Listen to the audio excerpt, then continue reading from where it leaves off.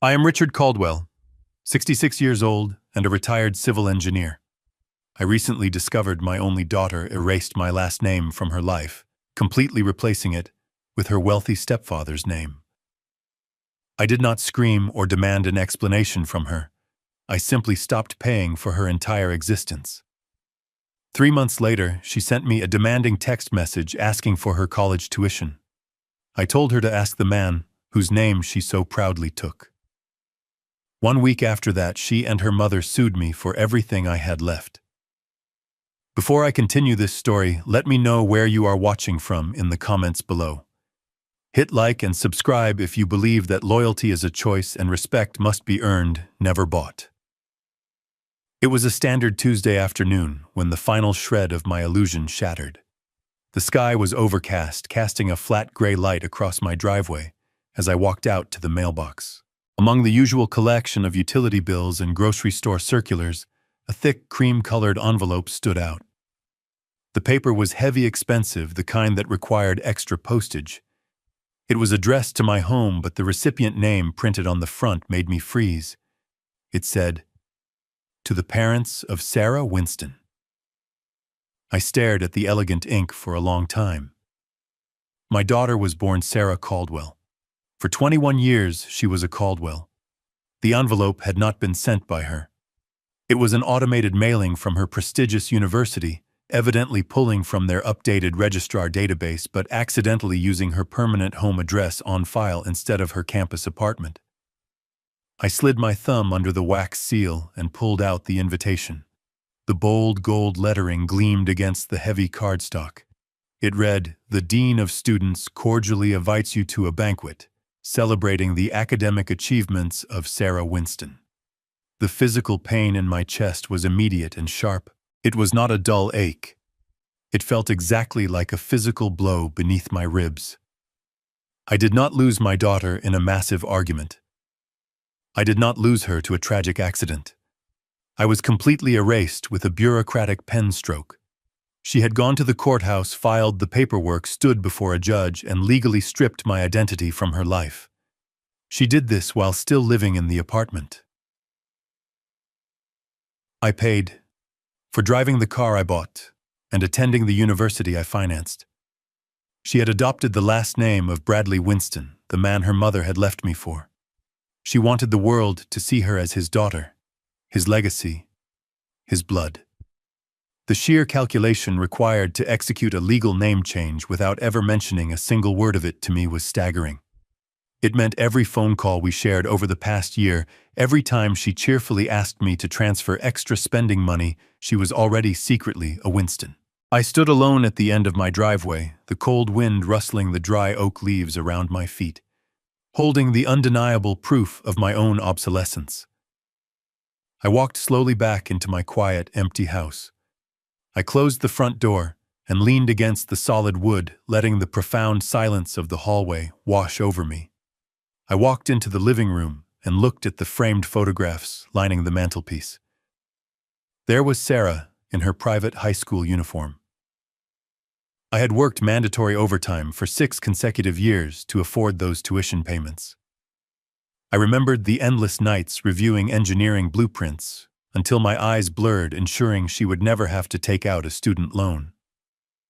I remembered buying her that silver sedan for her 18th birthday, watching her drive away with her friends, feeling an immense pride that I could provide a safe, reliable vehicle for my only child. Patricia, my ex-wife, had always mocked my cautious financial planning. 10 years ago, she packed her bags and walked out the door claiming I was too boring, too predictable, too focused on the future instead of enjoying the present. She walked straight into the waiting arms of Bradley Winston. Bradley was a commercial real estate developer who drove loud European sports cars and lived in a sprawling glass mansion overlooking the city. He was everything Patricia craved. He was flashy, loud, and supposedly swimming in endless cash. From the moment Bradley entered their lives, I was actively downgraded. I was no longer a father. I was an automated teller machine wrapped in a dusty sweater. Bradley bought them expensive vacations to tropical resorts, while I quietly funded the mundane necessities of life. I paid the medical bills, I paid the car insurance. I paid the cellular phone plan. I was the silent foundation that allowed them to float through their glamorous, superficial existence. They viewed me as a limitless resource, a pathetic older man so desperate for a scrap of affection from his daughter that he would gladly write check after check. And looking at the gold lettering on the university invitation, I realized they were absolutely right. I had allowed myself to become a doormat in the name of unconditional love. But unconditional love should never be a suicide pact for your own dignity. I did not reach for my telephone to call Sarah. I did not text Patricia to demand an explanation. I did not throw the invitation across the room or smash a glass against the wall. The time for emotional outbursts had passed 10 years ago. A profound, icy calm settled over my mind. The betrayal was so absolute, so undeniably complete, that it instantly severed the emotional strings manipulating me. If she was truly Sarah Winston, then Richard Caldwell had no financial obligations to her. I walked into my home office and sat down in my leather desk chair. I woke up my computer and opened the web browser. I navigated to my primary investment bank portal and typed in my complex security password. The screen loaded, displaying my various accounts. At the very top of the list was the revocable educational trust fund I had established when Sarah was 12 years old. The current balance sat at exactly $120,000. This was the money intended to cover her final year of undergraduate studies and her master degree program. Because I was the sole creator and grantor of the revocable trust, I retained total legal control over the assets. I clicked on the Account Management tab.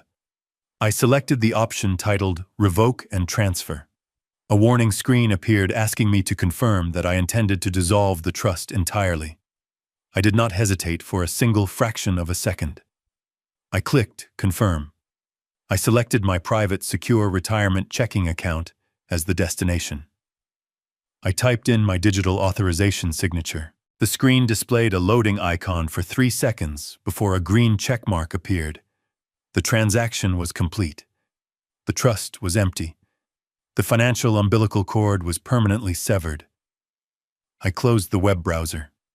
I shut the laptop. I leaned back in my chair and listened to the steady ticking of the grandfather clock in the hallway. I felt lighter. I felt a tremendous weight lift off my shoulders. I was no longer a victim being slowly drained of my life savings. I was a man who had finally drawn a boundary written in concrete. 3 entire months passed in total uninterrupted silence.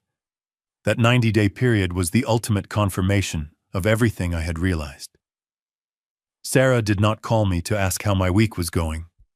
She did not text me to share a funny story from her classes. She did not reach out for Father Day. She only ever contacted me when she needed a financial injection. And since her auto draft accounts were fully funded for the previous semester, she had absolutely no use for Richard Caldwell. The silence did not hurt me anymore. It simply proved my hypothesis. The seasons changed, the weather grew colder, and my life continued peacefully. Then, on a Thursday evening, while I was cooking a quiet dinner, my cellular phone vibrated on the kitchen counter. The screen lit up with a message from Sarah. I dried my hands on a towel and picked up the device. The text message did not contain a greeting. It did not say hello. It read exactly as follows. Dad, my college tuition is due tomorrow morning. The university portal says the auto draft payment failed. Fix it right now, or they are going to drop my classes. The sheer arrogance of the demand was breathtaking. She did not ask if there was a problem with the bank. She issued a direct order to a man whose last name she had legally discarded in a courtroom. I looked at the glowing screen for a long moment. I did not feel a shred of guilt. I opened the keyboard and typed out my response. I did not use capital letters to yell. I did not use exclamation points to convey anger. I simply stated a biological and legal fact. I wrote, "Ask your stepfather. You made your choice." I pressed send. I watched the message deliver. I then tapped on her contact profile. I scrolled down to the bottom of the screen and pressed the button labeled Block this caller. I confirmed the action. I placed the phone back down on the granite counter and returned to stirring my dinner. The bridge was not just burned. I had detonated the explosive charges and watched the concrete pillars fall into the river below. Exactly 1 week later, the consequences of my silence arrived at my front porch. It was a crisp Wednesday morning. I was in my garage organizing my heavy tool chest when the doorbell rang. I wiped my hands on a shop rag and walked through the house to the front entryway. I opened the solid oak door. A tall man in a cheap gray suit stood on my welcome mat. He held a thick clipboard and a heavy manila envelope. He looked at me with a completely bored expression and asked if I was Richard Caldwell. I confirmed my identity. He thrust the heavy envelope into my hands, stated that I was officially served, and immediately turned around to walk back to his idling sedan. I closed the door and looked down at the package.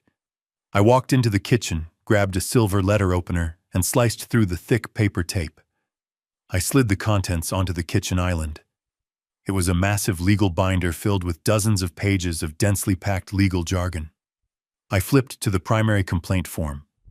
The plaintiffs were listed as Patricia Lawson and Sarah Winston. They were suing me in civil court. I scanned down to the monetary damages section. They were demanding $150,000. The official charge listed on the document was breach of contract and intentional infliction of financial distress. I stared at the crisp black ink. My ex-wife and my daughter, the daughter who had actively erased my name from her birth certificate, had the unmitigated audacity to drag me into a court of law to forcibly extract my life savings. They believed they could legally compel me to fund a life I was no longer permitted to be a part of. The sheer entitlement was staggering. A cold smile spread across my face. They thought they were intimidating an old tired man into writing a settlement check to make the problem go away. They had no idea they had just handed me the exact weapon I needed to tear down their entire fraudulent empire. The silent adjustment was over. The active demolition was about to begin. I drove downtown the very next morning and parked my truck beneath a towering glass and steel skyscraper. I did not call a friendly neighborhood family lawyer who specialized in mediation and feelings. I called Michael Gallagher. Michael was a ruthless corporate litigator, a man who dismantled fraudulent companies and broke aggressive hostile takeovers for a living. I had met him 7 years ago during a highly contested zoning dispute for a municipal bridge engineering project, and I intimately knew his brutal reputation in the courtroom. He was cold, intensely analytical, and completely devoid of empathy for anyone sitting on the opposing side of his massive mahogany desk. I walked into his corner office, bypassed the customary small talk, and handed him the thick legal binder I had received from the process server. He did not offer me a cup of coffee or ask how my retirement was going. He simply gestured to a high-backed leather chair, put on his reading glasses, and began to read the complaint. The silence in the spacious room stretched for nearly 30 unbroken minutes. The only sound was the crisp, methodical turning of heavy paper and the faint, distant hum of city traffic 30 floors below our windows. I sat perfectly still and watched his eyes scan the dense paragraphs, waiting for him to locate the legal trap my ex-wife and my daughter had supposedly set for me. Finally, he closed the heavy binder and took off his silver-rimmed glasses. He looked at me with a completely flat, unreadable expression. He asked me if I specifically remembered signing a post-marital financial addendum on the 7th of October, exactly 5 years ago. I stared at him in genuine, profound confusion. I firmly told him our divorce had been completely finalized 10 years ago, and I had never signed a single additional legal document regarding Patricia or Sarah since the judge struck the gavel. Gallagher did not argue with my statement. He simply opened the binder again and turned it to face me. He pushed a specific highlighted page across the polished wood of his desk. I leaned forward and looked down at the document. It was formally titled Addendum to Marital Settlement Agreement regarding continuing parental obligations. The legal phrasing was incredibly dense, expertly crafted to sound official, but the core demand buried within the text was sickeningly clear. The document boldly claimed that I, Richard Caldwell, had legally and voluntarily bound myself to cover 100% of all living medical housing and educational expenses for Sarah Winston until she reached her 25th birthday. It explicitly stated that this massive financial obligation remained absolute and unconditional regardless of my personal relationship with her, regardless of her academic performance, and completely regardless of her legal last name. The document essentially framed me as a permanent, legally bound financial slave, permanently stripped of any parental rights, denied any emotional connection, but tightly chained to every single financial burden she might ever incur. According to the specific terms laid out on this piece of paper, my daughter and her mother were not merely suing me for a single semester of tuition money. They were actively attempting to establish an ironclad legal precedent that would allow them to systematically drain my hard-earned retirement accounts for the next 4 years without ever having to speak a single word to me. Gallagher leaned back in his expensive leather chair and steepled his fingers together. He plainly stated that the entire lawsuit was constructed around the absolute validity of this single addendum. He warned me that if the court deemed the document real and legally binding, the judge would enforce it without hesitation. I would be ordered to immediately liquidate my carefully managed assets to pay the $150,000 demand, and I would be responsible for paying their exorbitant legal fees as well.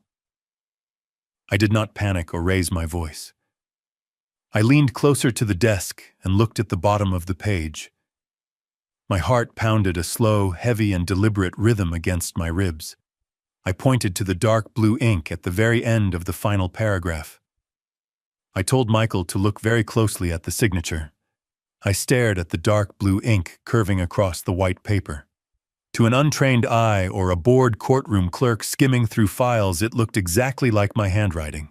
The loops were tight, and the letters leaned slightly to the right, just as they always did when I signed checks. But I had spent 40 years drafting complex structural schematics where a single millimeter of error meant a massive building could collapse. I knew my own physical habits perfectly. I knew the precise angle and pressure of every stroke. I pointed my index finger directly at the capital letter at the beginning of my first name. I explained to Michael that I always lift my pen completely off the paper before starting the downward stroke of the first curve. It was an old drafting habit. The signature printed on this legal document did not have that microscopic break in the ink line. The person who forged this had drawn the entire letter in one continuous motion. They had practiced tracing my name, but they did not know the invisible mechanics behind how I wrote it. Gallagher leaned in closer and held the paper up to the natural light streaming through his window. He studied the ink before carefully lowering the document back to his desk. He did not seem surprised. He had spent his entire career swimming with corporate sharks. He stated that proving a forgery in a civil court often required an expensive handwriting expert, and even then judges could be unpredictable. He told me we needed something far more undeniable than a missing pen stroke to completely destroy this lawsuit. He slid his reading glasses back down his nose and focused his attentions on the bottom right corner of the page. He pointed at the circular black ink stamp pressed over the typed date. It was a formal notary public seal. The legal system heavily relied on the absolute integrity of these official stamps. For a financial addendum like this to hold absolute power in a courtroom, a licensed state notary had to swear under penalty of perjury that they personally verified my identity and physically watched me sign the paper. Gallagher read the tiny print inside the circular stamp aloud. The name of the licensed notary was Kelly Higgins. He turned his heavy leather chair toward his computer monitors and began typing rapidly. The sharp clacking of his keyboard filled the quiet room. He had direct access to comprehensive legal directories and corporate employment databases. I watched the bright reflection of the scrolling screens flicking across his face. Less than 2 minutes later, the rapid typing abruptly stopped. A slow and dangerous smile crept across his face. He turned back to me and crossed his arms over his chest. He informed me that he had located Kelly Higgins in the state registry. She was not an independent clerk working at a local bank branch. She was currently employed as a senior administrative assistant. I asked him exactly who she worked for. Gallagher leaned forward and delivered the killing blow. She worked at Winston Commercial Real Estate. She was directly employed by Bradley Winston. The scattered puzzle pieces violently snapped together into a perfectly clear picture. This was not simply a case of my greedy daughter and my bitter former wife trying to squeeze a few extra dollars out of my retirement fund. This was a highly coordinated criminal conspiracy. Bradley Winston, the supposedly wealthy real estate mogul who had stolen my family and mocked my modest lifestyle, had actively directed his own employee to commit a severe felony. He had used his own private office resources to forge a legally binding contract to steal my savings. The sheer audacity of the crime was breathtaking. They were so confident in my absolute submission and so utterly convinced that I was a weak man who would never fight back that they had not even bothered to cover their tracks properly. They assumed my silence over the past few months was a sign of absolute surrender. They truly believed I would be so terrified by the threat of court that I would hand over the money without ever investigating the paperwork. They had severely underestimated me. Gallagher immediately grabbed his desk telephone. He looked at me with the predatory intensity of a shark that had just smelled blood in the water. He stated that we possessed absolute proof of a coordinated felony. He wanted to call his personal contacts at the district attorney office right that very second. He explained that falsifying a legally binding financial contract and fraudulently using a registered notary seal were severe criminal offenses. He painted a vivid picture of state detectives walking into the Winston Commercial Real Estate building by tomorrow afternoon. He imagined police cruisers parked in front of the flashy glass mansion, completely destroying the pristine public reputation of the man who stole my family. Gallagher promised me that we could have the wealthy stepfather arrested and formally charged before the weekend even began. I listened to his aggressive pitch. A brief and warm wave of satisfaction washed over me at the thought of Bradley being publicly humiliated in handcuffs. But my mind did not operate on brief flashes of emotion. I had spent 40 years building bridges and massive municipal structures. I knew that you never demolish a rotten building by simply hitting the front door with a hammer. You have to locate the foundational load-bearing pillars and pack them with explosives. I held up my right hand and firmly told my lawyer to put the telephone down. I explained that calling the police right now would be a catastrophic tactical error. Bradley Winston was a man who spent his entire adult life swimming in corporate litigation. A sudden criminal investigation would not destroy him.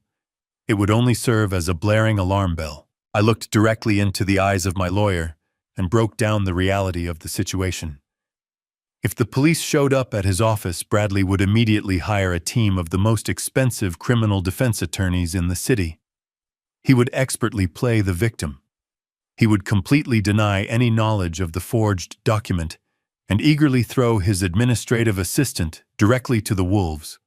He would claim she acted entirely on her own out of some misguided sense of loyalty to her boss. The assistant would go to prison, and the architect of my misery would walk away completely untouched. Furthermore, alerting him to our discovery would give him ample time to hide his money and protect his wealth. I told Gallagher that I did not want to merely win this single fabricated lawsuit. I wanted to completely eradicate the financial root of their arrogance. Their entire sense of superiority was built upon the illusion of endless wealth. That money was the only reason my former wife left me, and it was the absolute only reason my daughter erased my name from her life. Sending a low-level secretary to jail would accomplish absolutely nothing. I wanted to tear down the very fortress they used to look down on me. I wanted to use their own arrogance as the weapon that destroyed them. Gallagher slowly lowered the telephone receiver back onto the cradle. The aggressive and fast-talking lawyer suddenly went completely quiet. He stared at me for a long moment, his expression shifting from professional intensity to genuine respect. He asked me how exactly I planned to break a wealthy real estate developer without involving the criminal justice system. I told him we were going to use their own lawsuit as a trap. I instructed Gallagher to completely ignore the forgery for now. We would play along and pretend we believed the contract might be real. We would file a standard defense against their breach of contract claim, which would automatically push the lawsuit directly into the formal civil discovery phase. I knew that during civil discovery, my attorney would possess the absolute legal authority to demand comprehensive financial transparency. I wanted Gallagher to draft the most invasive financial audit legally permitted by the state.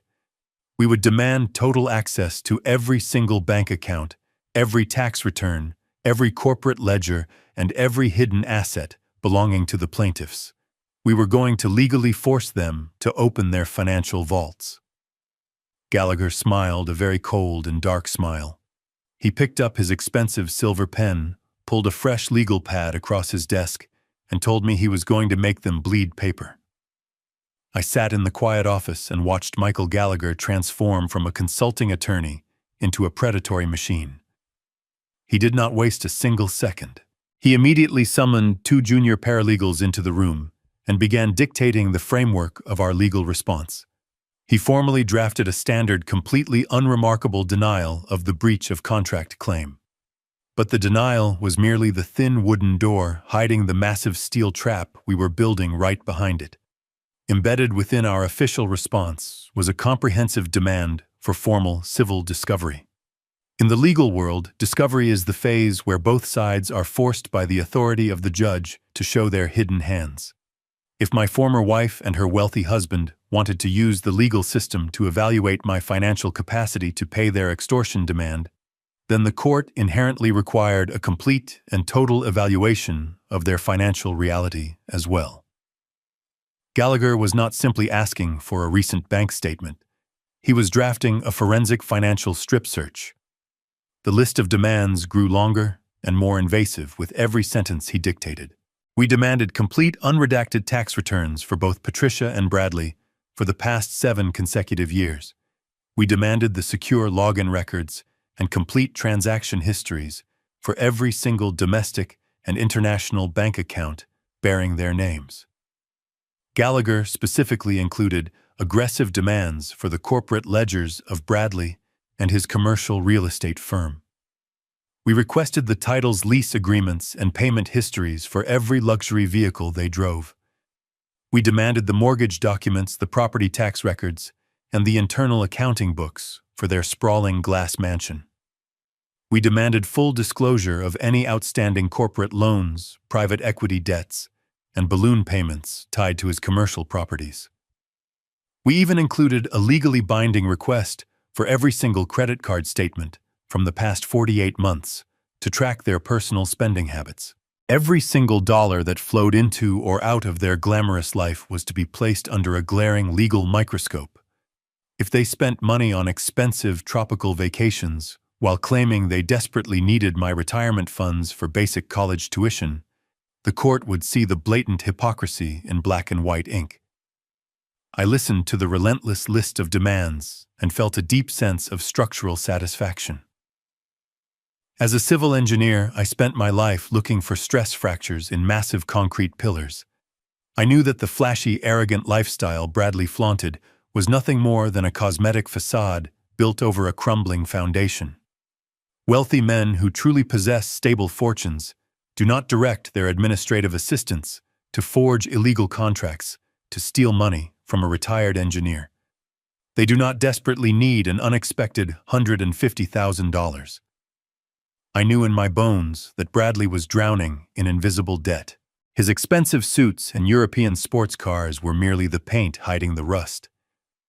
This discovery request was the equivalent of taking a massive sledgehammer to his fragile drywall. By legally forcing him to produce these documents, we were giving him a terrifying choice. He either had to turn over the paperwork and expose his financial ruin to the court, or he had to refuse the judge and face immediate legal sanctions and the total collapse of his own lawsuit.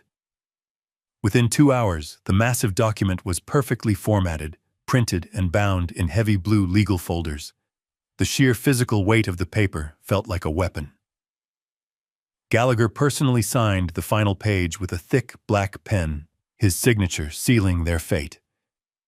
He handed the document to a trusted legal courier with explicit instructions to file it directly with the county court clerk before the building closed. He also ordered the courier to serve a certified tracked copy immediately to the opposing counsel representing Patricia and my daughter. I thanked Michael for his precision and walked out of the towering glass building. I stepped into the bright afternoon sunlight and took a deep breath of the city air. I climbed into the cab of my reliable truck, the same truck they always mocked for being old and unrefined, and started the engine. For the first time since receiving that gold-lettered university invitation, I felt completely in control of my own destiny. I had not sent an angry text message to my daughter. I had not made a threatening phone call to my former wife. I had simply used the cold mechanical leverage of the legal system to drop a massive, unavoidable anvil directly over their heads. The trap was perfectly engineered and fully armed. Now all I had to do was sit back and wait for the rope to snap. 48 hours.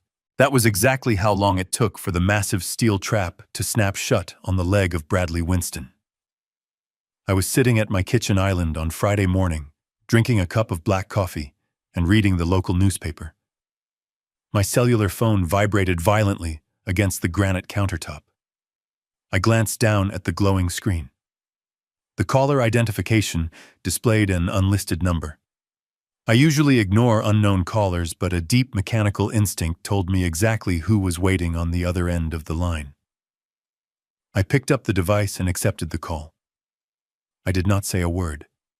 I did not offer a polite greeting.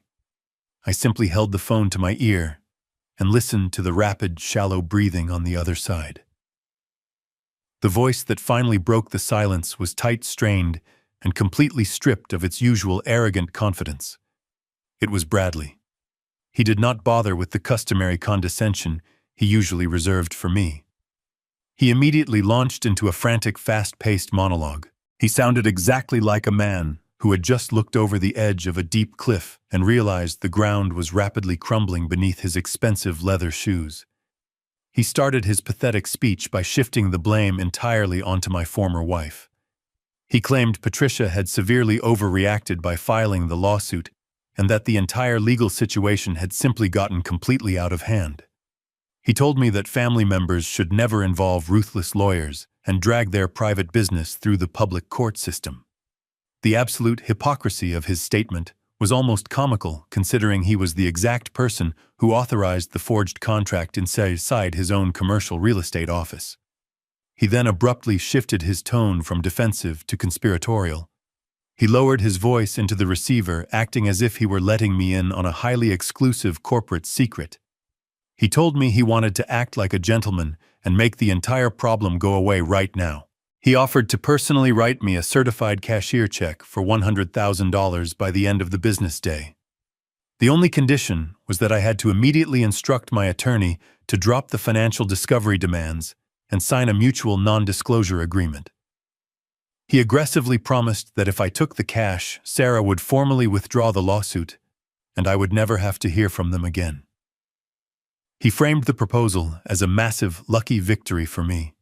He actually tried to sound generous. I remained completely silent on my end of the line, letting his desperate words hang in the air. My mind rapidly processed the undeniable reality hidden beneath his frantic offer. The mathematics of his proposal made absolutely zero logical sense. If Bradley was truly the invincible wealthy mogul he pretended to be, and if he genuinely believed his forged contract was legally watertight, he would simply let his expensive lawyers crush me in court to collect the full $150,000. Wealthy men do not frantically offer to pay their victims a massive sum of money just to stop a routine financial audit. They only do that when the audit is guaranteed to expose a lethal, catastrophic secret. His sudden willingness to part with $100,000 proved beyond any shadow of a doubt that his corporate empire was completely hollow. Whatever toxic financial disaster he was hiding inside those private corporate ledgers was infinitely worse than the money he was offering me. He was utterly terrified of the light. I took a slow, deliberate sip of my black coffee. I spoke directly into the receiver with a calm, flat, and measured voice. I told Bradley that my retirement accounts were already perfectly funded, and I had absolutely no need for his dirty money. I told him I eagerly looked forward to reading his complete corporate tax returns in court next month. I ended the call without waiting for his response, and permanently blocked his number. I hung up the telephone and deliberately left my device resting on the cool kitchen counter. I knew my legal demand for absolute financial transparency would soon yield a massive mountain of complex documents. I also knew I desperately needed a highly specialized mind to read them. I was a civil engineer. I understood the predictable physics of steel and concrete. I did not understand the chaotic shell games played by desperate corporate executives. I needed someone who could look at a spreadsheet and instantly spot the hidden fractures. I called a man named William Hughes. William was a retired forensic accountant who used to work for the federal government. I knew him from my days managing city development contracts. He was a quiet and meticulous man who hunted tax evaders for sport. I drove directly to his modest brick house on the edge of town and explained the situation. I told him about the forged contract, the lawsuit, and the frantic phone call I had just received. William did not smile or express any outrage. He simply asked me to bring him the legal discovery files the very moment my lawyer secured them. He promised me he would personally map out every single dollar moving through the Winston household. 3 weeks later, the court formally ordered Bradley to comply with our discovery demands. A digital hard drive arrived at my house containing thousands of pages of corporate ledgers, tax returns, and bank statements. I took the drive straight to William. We sat in his basement office for 3 consecutive days. The room was filled with the soft hum of computer servers and the familiar smell of old paper. I watched as William aggressively tore into the financial architecture of Winston commercial real estate. He projected the complicated banking networks onto a large white screen on his wall. To me, it looked like a tangled web of meaningless numbers. But William read the dense spreadsheets the way I read structural blueprints. He methodically tracked the money flowing between personal accounts and corporate holdings. He highlighted massive and completely unexplained money transfers. He found shell companies that existed only on paper to hide mounting debts. It was a masterclass in organized financial deception. I sat back in my chair and watched the supposed wealth of my greatest enemy get systematically dismantled line by line. As we dug deeper into their personal spending records, a very specific and bitter memory washed over me. For the past 10 years, Bradley had weaponized his apparent wealth against me. He never missed a single opportunity to make me feel small. When I picked Sarah up for weekend visits in my reliable work truck, Bradley would casually pull into the driveway in a brand new imported sports car. He would wear heavy gold watches and custom-tailored suits just to stand on his porch and watch me drive away. He bought my daughter expensive designer handbags that cost more than my monthly mortgage payment. He took Patricia on luxury cruises to the Mediterranean and posted hundreds of pictures online for everyone to see. He did all of this to paint a very specific picture. He wanted to prove that he was the superior provider. He wanted my daughter to look at my modest home, my calloused hands, and my carefully managed budget and feel deeply ashamed of me. And for a very long time, his cruel strategy worked perfectly. Sarah began to roll her eyes at my sensible financial advice. She began to worship the flashy lifestyle Bradley provided. She bought into the illusion completely. But sitting in that dark basement staring at the projected spreadsheets, the entire 10-year illusion violently evaporated. William pointed to the long rows of data detailing their personal expenses. He showed me the vehicle registration documents. Bradley did not own a single one of those exotic sports cars. They were all leased under highly predatory terms. He pointed to the credit card statements. The luxury Mediterranean cruises and the designer handbags were not paid for with actual cash. They were entirely financed through high-interest revolving credit accounts. The massive glass mansion was mortgaged to the absolute maximum limit. There was virtually zero equity in anything he touched. Bradley was not a wealthy man. He was a master illusionist drowning in a bottomless ocean of high-interest debt. He used the bank money to purchase the loyalty of my former wife and the conditional love of my daughter. He built a towering castle out of plastic credit cards, and he used it to look down on a man who actually owned the solid ground he stood on. William turned away from the bright screen and looked directly at me. He stated that the personal debt was staggering, but he had found something much worse buried inside the corporate ledgers. The foundation was not just cracking. It was about to completely collapse. William turned away from the bright screen displaying the personal credit card debt and opened a new folder on his computer.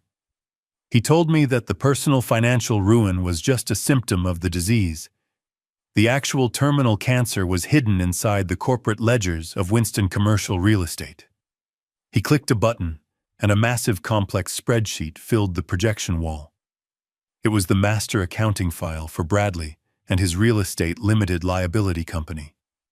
William walked up to the wall and pointed at a specific column of numbers. He explained that Bradley did not actually build anything. He was essentially a high-risk gambler playing with bank money. He purchased aging commercial properties using aggressively leveraged short-term loans, did some minor cosmetic renovations, and tried to flip them or rent them out before the massive loan notes came due. It was a strategy that only worked in a booming economy where credit was cheap and infinite. But the economy had shifted, the credit had dried up, and Bradley was caught completely exposed. William highlighted a specific property address on the spreadsheet. I instantly recognized the street name. It was a prominent commercial building downtown, a sleek office complex that Bradley always referred to as his flagship achievement. He used to host extravagant holiday parties in the penthouse suite, just to show off his supposed dominance in the local market. William tapped his finger against the projected numbers and dismantled the illusion. Bradley did not own that building. A private equity firm owned the paper on that building. Bradley had financed the entire purchase through a highly predatory commercial loan structure. And according to the contract William found buried in the digital files, the loan had a massive non-negotiable balloon payment attached to it. I asked William what a balloon payment actually meant in this context. He turned to me and explained the brutal reality of commercial lending. Bradley had been paying only the bare minimum interest on the massive loan for the past 5 years. He was essentially just renting the money. But the 5-year term was expiring. The private equity firm was now legally demanding a massive lump sum payment to keep the loan out of default. William highlighted the exact due date on the screen. The payment was due in exactly 28 days. I looked at the amount required. The number was $95,000. If Bradley failed to wire that exact amount of money to the private equity firm before 5 in the afternoon on that specific Friday, the lender would immediately seize the flagship property trigger, a cascading default on his other loans, and completely bankrupt his entire corporate empire. I sat forward in my chair and asked the most important question. I asked William exactly how much actual liquid cash Bradley had sitting in his corporate and personal bank accounts to cover that impending payment. William did not say a word. He simply typed a command into his keyboard. The screen shifted to display the combined total of every single bank account tied to Bradley Patricia and the commercial real estate company. The number glaring back at me from the white wall was staggering. It was less than $2,000. They had absolutely nothing. Their liquid assets were effectively zero. Bradley was a man standing on the train tracks, completely frozen, watching a massive freight train speeding directly toward him, with no way to jump out of the way. The profound silence in the basement was deafening. The final massive puzzle piece clicked into place with absolute terrifying clarity. The entire lawsuit had absolutely nothing to do with my daughter or her college tuition. Sarah dropping out of her university classes was not a tragedy caused by my lack of financial support. It was a calculated sacrifice. Patricia and Bradley were literally days away from losing their entire fake empire. They were utterly desperate. They looked around their sinking ship, realized they had alienated everyone they knew, and decided that the quiet, dependable retired engineer was their only remaining lifeline. They actively directed an employee to forge a legally binding marital addendum for $150,000 because that was the exact amount they needed to cover the $95,000 balloon payment, pay off their immediate credit card minimums, and keep their pathetic illusion alive for a few more months. They were willing to commit a severe felony to steal my life savings just to save his fragile ego. I did not feel angry. I felt an overwhelming wave of absolute power. I knew exactly how to destroy them. I sat in the dim light of the basement office and let the sheer magnitude of the financial ruin sink into my bones. The crumbling corporate empire of my former rival was a fascinating disaster to witness. But my mind kept returning to the very origin of this entire legal nightmare. I asked William to pull up the specific financial records regarding my daughter and her university expenses. The entire premise of their massive civil lawsuit was built upon the claim that my refusal to pay her tuition was actively destroying her academic future. If they were legally demanding $150,000 to secure her education, I wanted to see exactly where her previous tuition payments had gone. William nodded, and his fingers flew across the keyboard. He opened a new folder containing the bank statements for Sarah and her personal checking account. We traced the money flowing into her account from the previous semester. Everything looked normal at first glance, but William possessed the sharp eyes of a federal investigator. He noticed a massive discrepancy in the timeline of the most recent transactions. He cross-referenced her bank statements with the official university billing schedule that we had legally subpoenaed during the discovery phase. He pointed to a specific date on the screen. The university required all tuition payments for the current semester to be submitted by the second week of September. But there was no outgoing wire transfer to the university anywhere in September. There was no cashier check written to the registrar. In fact, the only large sum of money moving through her checking account was a partial tuition refund issued directly from the university billing office. I leaned closer to the projected screen and stared at the glowing numbers. I asked William to trace the origin of that specific refund check. He opened the digital copy of her official student transcript, which had been reluctantly buried at the very bottom of the discovery files by their legal team. He zoomed in on the section detailing the current academic semester. The page did not list a schedule of advanced honors classes. It did not display any midterm grades or laboratory fees. Across the center of the official university document, printed in stark black letters, was a single devastating word: withdrawn. My heart stopped beating for a fraction of a second. I told William to check the exact date of her official academic withdrawal. He highlighted the timestamp at the bottom of the registrar page. Sarah had formally dropped out of all her classes and completely severed her ties with the degree program more than 4 entire weeks ago. The timeline hit me like a physical punch to the stomach. She had withdrawn a full month before she ever sent me that demanding text message claiming her tuition autodraft had failed. She had dropped out weeks before the process server showed up at my front door with a heavy legal binder claiming my cruelty was ruining her education. The absolute and disgusting truth was completely laid bare in front of me. Sarah was not a dedicated student panicking about losing her classes. She was not a tragic victim of my supposed financial neglect. She was an active, willing, and eager participant in a massive criminal extortion plot. The entire lawsuit was a complete and total sham. There was absolutely no college tuition due. There were no academic classes to save. She and her mother had actively conspired with Bradley to invent a completely fake educational emergency. They weaponized my deep love for her and my long history of paying her academic bills to set a legal trap. They needed exactly $150,000 to pay off the disastrous commercial balloon payment and keep their luxurious illusion alive. So they looked at me and saw nothing but a naive old man waiting to be slaughtered for his money.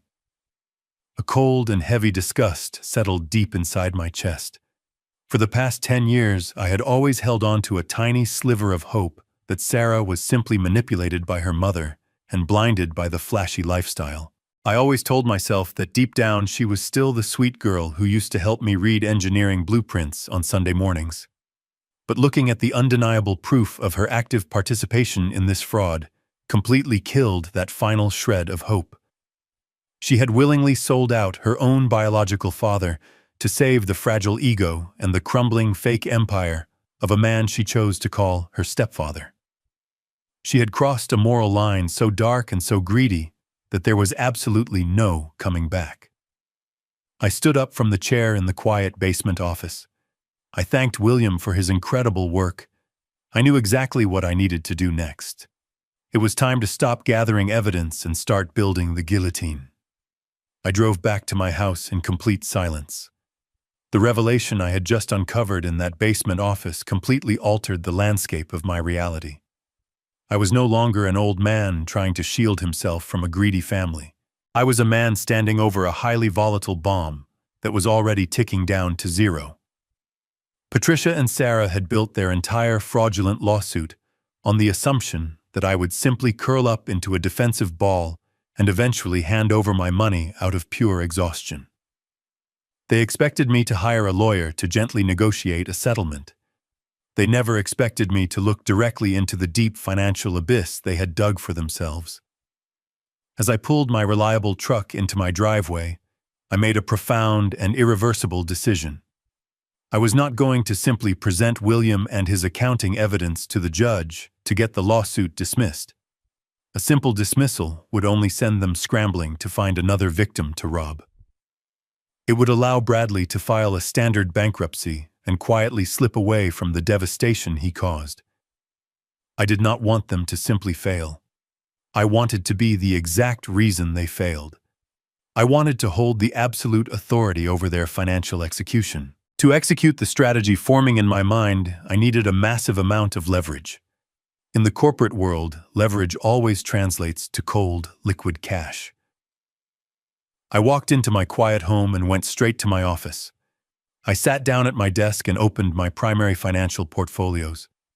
I had spent 40 long years working as a civil engineer. I woke up at 5 in the morning every single day. I packed my own lunches.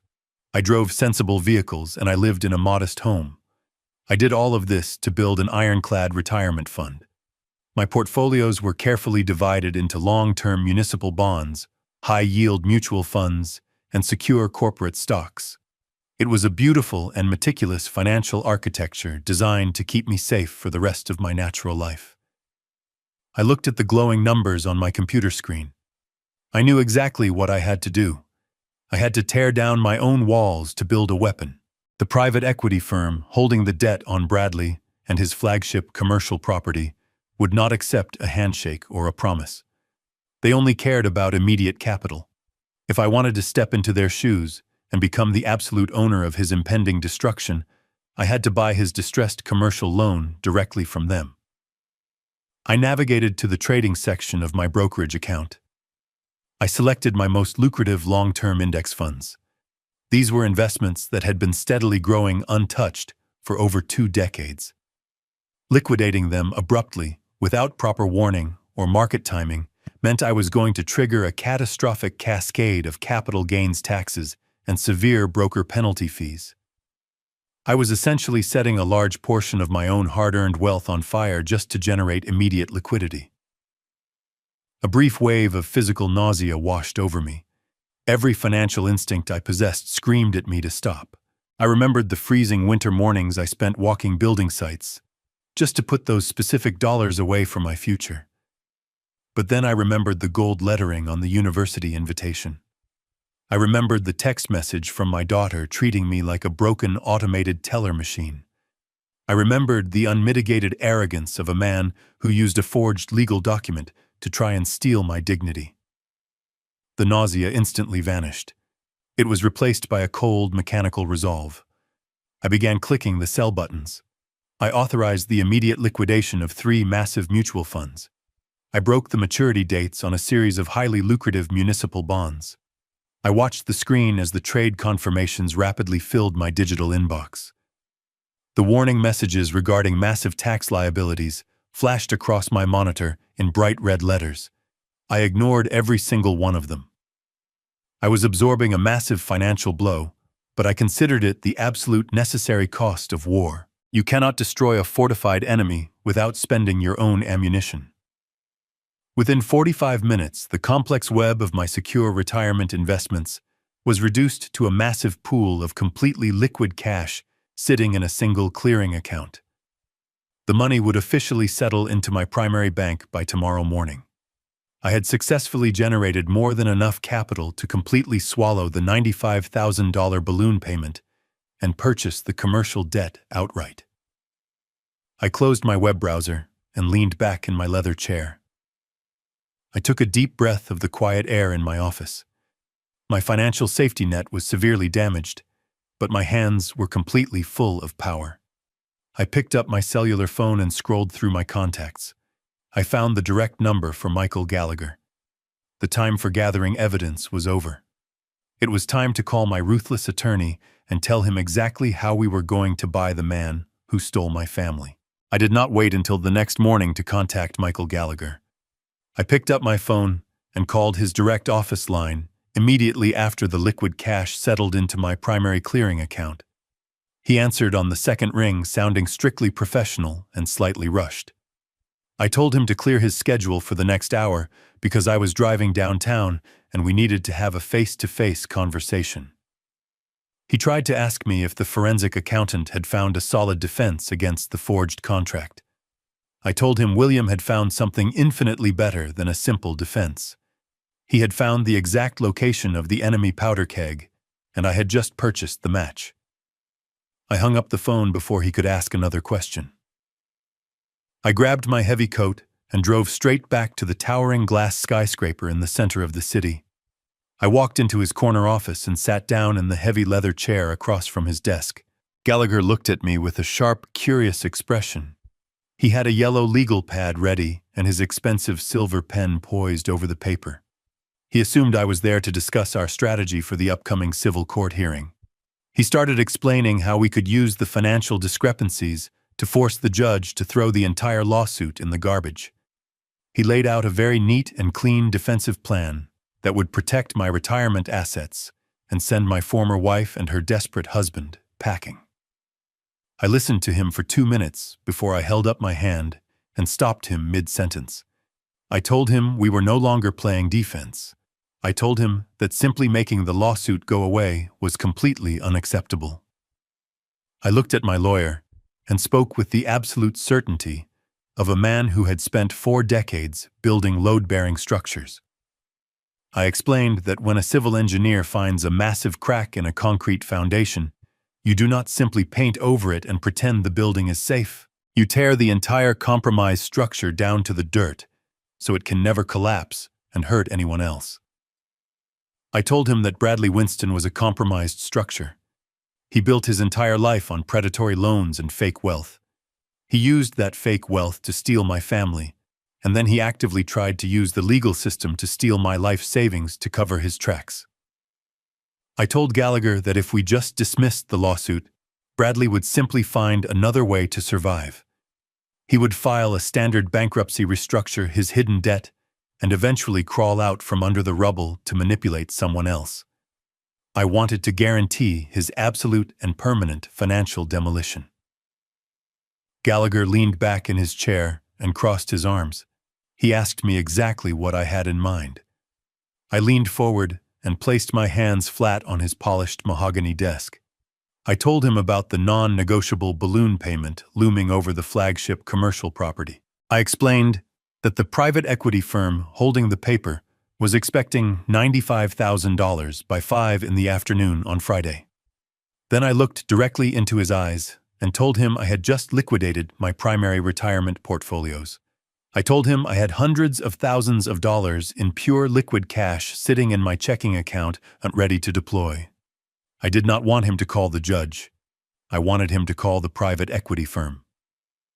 I instructed my lawyer to formally approach the original lender and offer to purchase the distressed commercial debt outright. The ruthless corporate litigator sat completely frozen in his chair. He stared at me in absolute stunned silence. He processed the sheer magnitude of what I was asking him to do. If we successfully bought the debt from the private equity firm, we would legally step into their shoes. We would hold the master mortgage on the flagship property. The $95,000 payment would no longer be owed to a faceless corporate bank. It would be owed directly to me. I would legally become the absolute master of his financial survival. A slow, dangerous smile spread across the face of Michael Gallagher. He dropped his silver pen onto the legal pad and let out a low whistle. He looked at me not as an old retired engineer, but as a lethal predator. He picked up his office telephone and told me we were going to buy a building. I arrived at the towering glass building at 8 in the morning on the day of the formal legal depositions. The sky outside the massive windows was a brilliant and clear blue, but the atmosphere inside the law firm was as cold and sterile as an operating room. Michael Gallagher had intentionally reserved his largest and most intimidating conference room for this specific occasion. The room featured floor-to-ceiling glass walls that offered a sweeping view of the city skyline, but I was entirely uninterested in the beautiful view. I sat down in a heavy leather executive chair at the far end of the long, polished mahogany table. A certified court reporter was already seated quietly in the corner, methodically setting up her stenography machine to record every single syllable spoken on the official legal record. Gallagher sat to my right, organizing a pristine stack of thick blue legal folders. He did not speak a word to me. We had already finalized our brutal strategy the night before. Today was entirely about flawless execution. I folded my hands together on the cold table and waited in absolute silence. At exactly 9 o'clock, the heavy glass doors swung open. Patricia walked into the room first, followed closely by Sarah and Bradley. They brought a young, aggressive-looking attorney with them, who immediately began pulling out chairs and unpacking a shiny leather briefcase. My former family did not look like people who were terrified of a massive financial audit. They walked into that conference room oozing absolute arrogance and unearned confidence. Patricia was wearing a tailored designer suit and a heavy gold necklace that I now knew was financed on a high-interest revolving credit card. Bradley wore a custom silk tie and shot me a pathetic, condescending smirk as he took his seat directly across from me. He genuinely believed his desperate phone call had successfully intimidated me, and that this deposition was merely a brief formality before I handed over a massive settlement check. Sarah sat down next to her mother, intentionally refusing to make eye contact with me. She was actively playing the role of the deeply traumatized victim, deliberately adjusting her posture to look small and fragile while clutching a white tissue in her hands. I watched the three of them settle into their expensive chairs with a profound sense of clarity. 10 years ago, seeing them sitting together, acting like a superior and united front, would have caused a deep and painful ache in my chest. I would have felt the sharp sting of rejection and the heavy burden of my own supposed inadequacy. But sitting across from them now, I felt absolutely nothing but a cold and clinical detachment. I did not see a wealthy real estate mogul, a glamorous former wife, and a brilliant, dedicated university student. I saw three desperate and drowning people frantically clinging to a sinking ship of toxic corporate debt. I knew exactly how much money was remaining in their bank accounts. I knew exactly when their massive commercial loans were due to expire. I knew they were entirely broke and actively committing a severe felony just to survive another 30 days. Yet they sat there projecting an aura of absolute invincibility to the room. It was a fascinating and disgusting psychological display. They were entirely convinced that I was the naive old fool who had walked blindly into their legal trap. They had absolutely no idea that the solid ground beneath their feet had already vanished. Their young attorney puffed out his chest and loudly cleared his throat. He aggressively demanded that we wrap this procedure up quickly, claiming his clients were incredibly important people who did not have time to waste on frivolous legal delays. He clearly thought he was dealing with a frightened retired civil engineer who was terrified of courtroom confrontation. I did not flinch. I did not offer a polite smile or a defensive verbal response. I maintained a profound and heavy silence. I simply stared directly into the eyes of Bradley Winston without blinking. My total lack of reaction clearly unnerved him. His condescending smirk faltered for a fraction of a second, and he nervously adjusted the expensive silk tie around his neck. He was expecting me to look defeated or angry. He was not expecting the dead calm of a man who legally held the absolute power of his entire financial life in his hands. Gallagher finally broke the silence. He ignored the aggressive posturing of the opposing lawyer completely. He turned his head to the court reporter and instructed her to swear in the witnesses. The reporter asked Patricia and Sarah to raise their right hands and formally swear to tell the whole truth and nothing but the truth under the absolute penalty of perjury. They both confidently raised their hands and swore the legally binding oath. The heavy steel doors of the trap officially slammed shut behind them. The opposing attorney began the formal questioning with Patricia. He paced slowly in front of the massive glass wall, asking her incredibly gentle and leading questions. He treated her as if she were a fragile survivor of a tyrannical and abusive former husband. Patricia sat up perfectly straight in her designer leather chair. She adjusted her heavy gold necklace, a piece of jewelry I now knew was financed on a high-interest revolving credit card, and spoke with a voice completely dripping with artificial sincerity.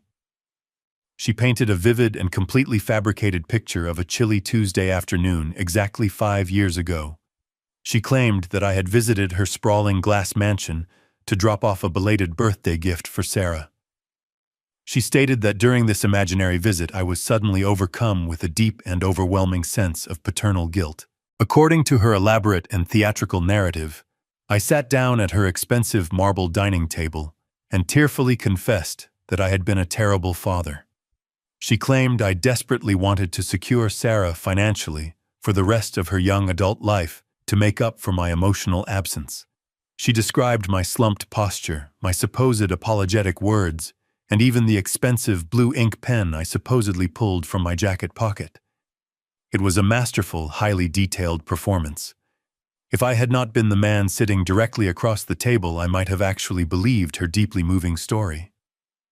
The young lawyer walked back to the conference table and picked up a clean copy of the forged marital addendum. He held the thick document up in the bright morning air so the certified court reporter could clearly see the text. He asked Patricia to officially identify the paper for the legal record. She leaned forward, squinted slightly, as if she were carefully examining the complex legal jargon, and slowly nodded her head. She confidently stated that it was the exact contract we had discussed on that chilly afternoon. The lawyer then asked the most critical question of the entire morning. He asked her if she physically watched me sign my legal name on that specific piece of paper. Patricia looked directly into my eyes across the polished mahogany table. She did not blink. She did not hesitate or look away. She spoke in a loud, clear, and perfectly steady voice. She swore under the absolute penalty of perjury that she stood right next to my shoulder and watched me physically sign the contract. She cemented her massive lie into the official legal record.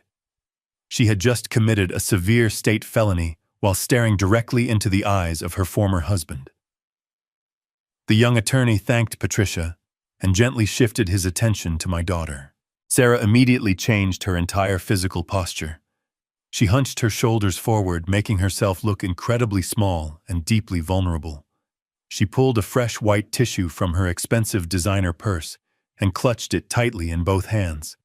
The lawyer asked her to describe her current academic situation at the university. Sarah let out a long, trembling sigh.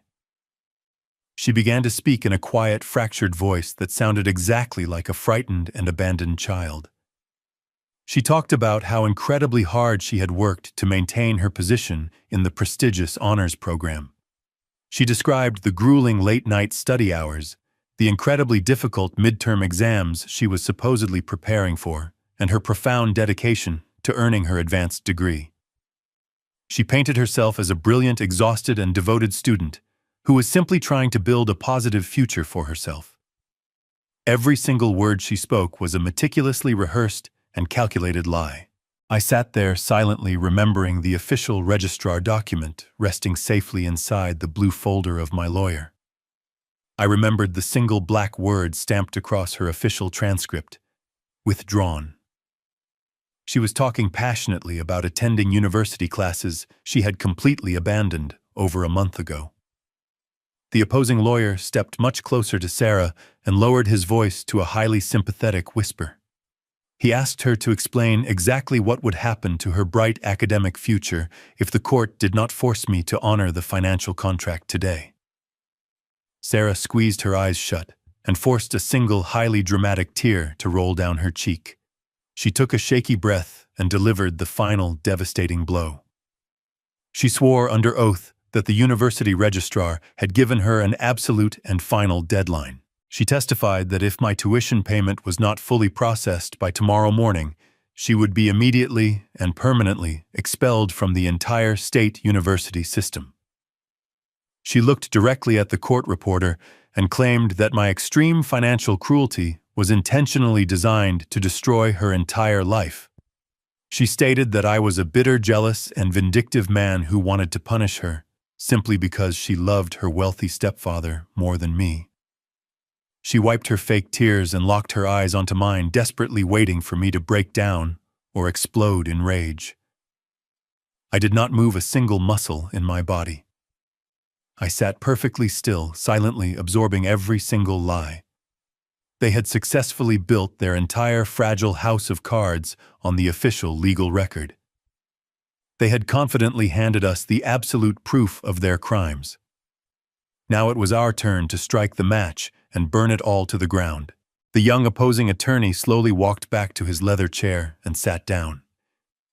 He wore a deeply triumphant expression, clearly believing he had successfully painted me as a cruel monster on the official legal record.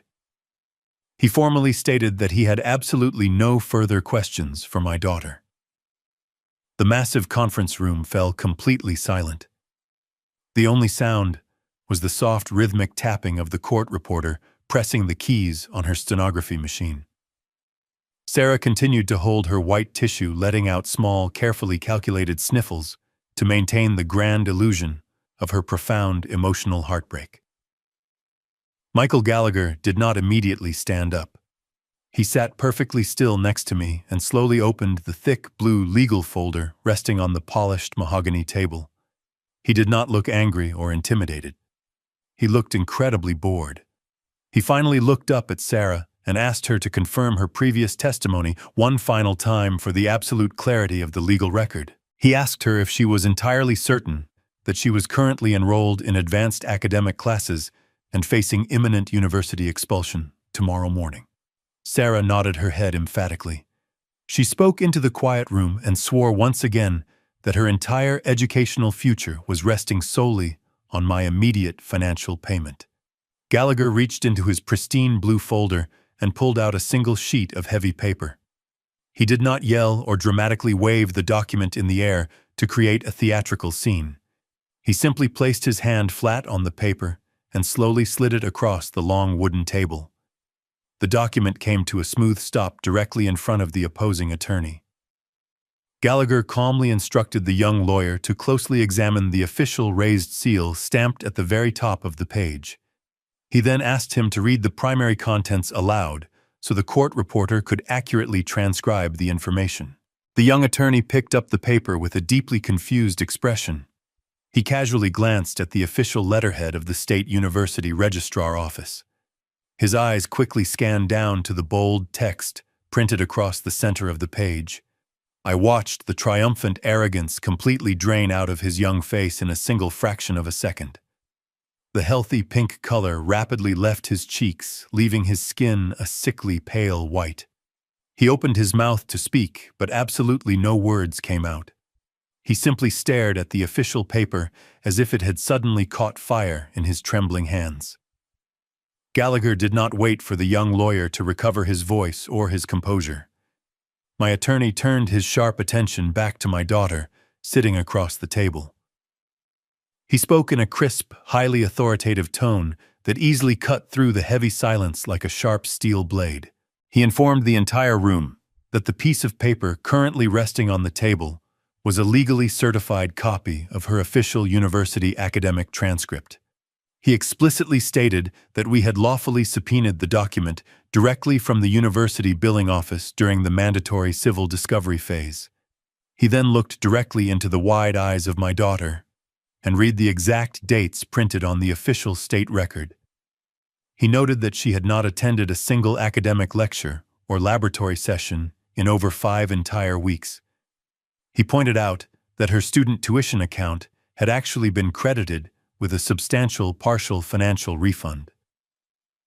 He then raised his voice just enough to ensure the court reporter captured every single devastating syllable. He stated that Sarah Winston had formally and voluntarily withdrawn from the entire university system a full month before she ever filed this massive civil extortion lawsuit. The calculated sniffles echoing from my daughter instantly stopped dead. The fake tears glistening on her cheeks dried up in a matter of seconds. She dropped the crumpled white tissue onto the polished table. Her eyes widened in absolute naked terror. She looked wildly at her mother for some kind of immediate rescue. Patricia let out a sharp gasp and tightly covered her mouth with both hands, finally realizing they had walked completely blindly into a fatal legal trap. Bradley Winston violently gripped the armrests of his heavy leather chair. His condescending smirk was entirely gone, replaced by the panicked realization that their massive extortion plot had just spectacularly imploded on the permanent legal record. The young opposing attorney suddenly threw the certified letter down on the table and pushed his chair back violently. He realized his own clients had actively lied to him and manipulated him into presenting fabricated evidence to a sworn officer of the court. He began frantically whispering to Bradley, his voice trembling with genuine professional fear. The pristine, arrogant atmosphere of the glass conference room instantly shattered into a million jagged pieces. They were no longer untouchable predators demanding a massive cash settlement. They were 3 desperate criminals trapped in a locked room, rapidly suffocating under the crushing weight of their own documented lies. The young opposing attorney was still staring at the certified university transcript, his breathing incredibly shallow and rapid. He looked exactly like a man who had just realized he was driving a stolen vehicle straight into a solid concrete wall. Bradley Winston was fiercely whispering at him, demanding he do something to fix the catastrophic error. But Michael Gallagher was not finished. He did not give them a single moment to catch their breath or formulate a new lie. He reached his hand back into the pristine blue folder. The entire room went completely still. Even Bradley abruptly stopped his frantic whispering. They all stared at the hand of my lawyer, as if he were pulling the pin from a live explosive. Gallagher pulled out a thick stack of papers bound by a heavy black clip.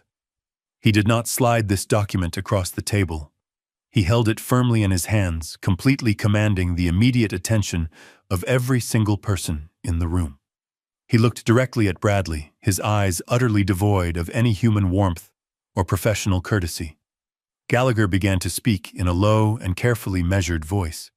He explained that when a person creates a digital document on a modern computer, the machine automatically records a microscopic trail of evidence hidden deep within the digital file itself. He called it digital metadata. He explained that this invisible fingerprint permanently records the exact date and time the file was created, the specific user profile that created it, and the unique hardware identification number of the machine used. He then informed the breathless room that during the mandatory civil discovery phase, he had legally subpoenaed not just the physical paper copy of the supposedly binding marital addendum, but the original digital file that the notary public had claimed to print and stamp. Gallagher slowly flipped open the thick stack of technical papers. He stated that he had hired an independent and court-certified cyber forensics expert to extract and strictly analyze every single piece of metadata attached to their forged financial contract. He looked down at the highlighted page and began reading the undeniable results aloud. He stated that the digital file was not created 5 years ago on a chilly afternoon, like they had just sworn under oath. It was created exactly 4 weeks and 2 days ago. He read the exact timestamp of its original creation down to the very second.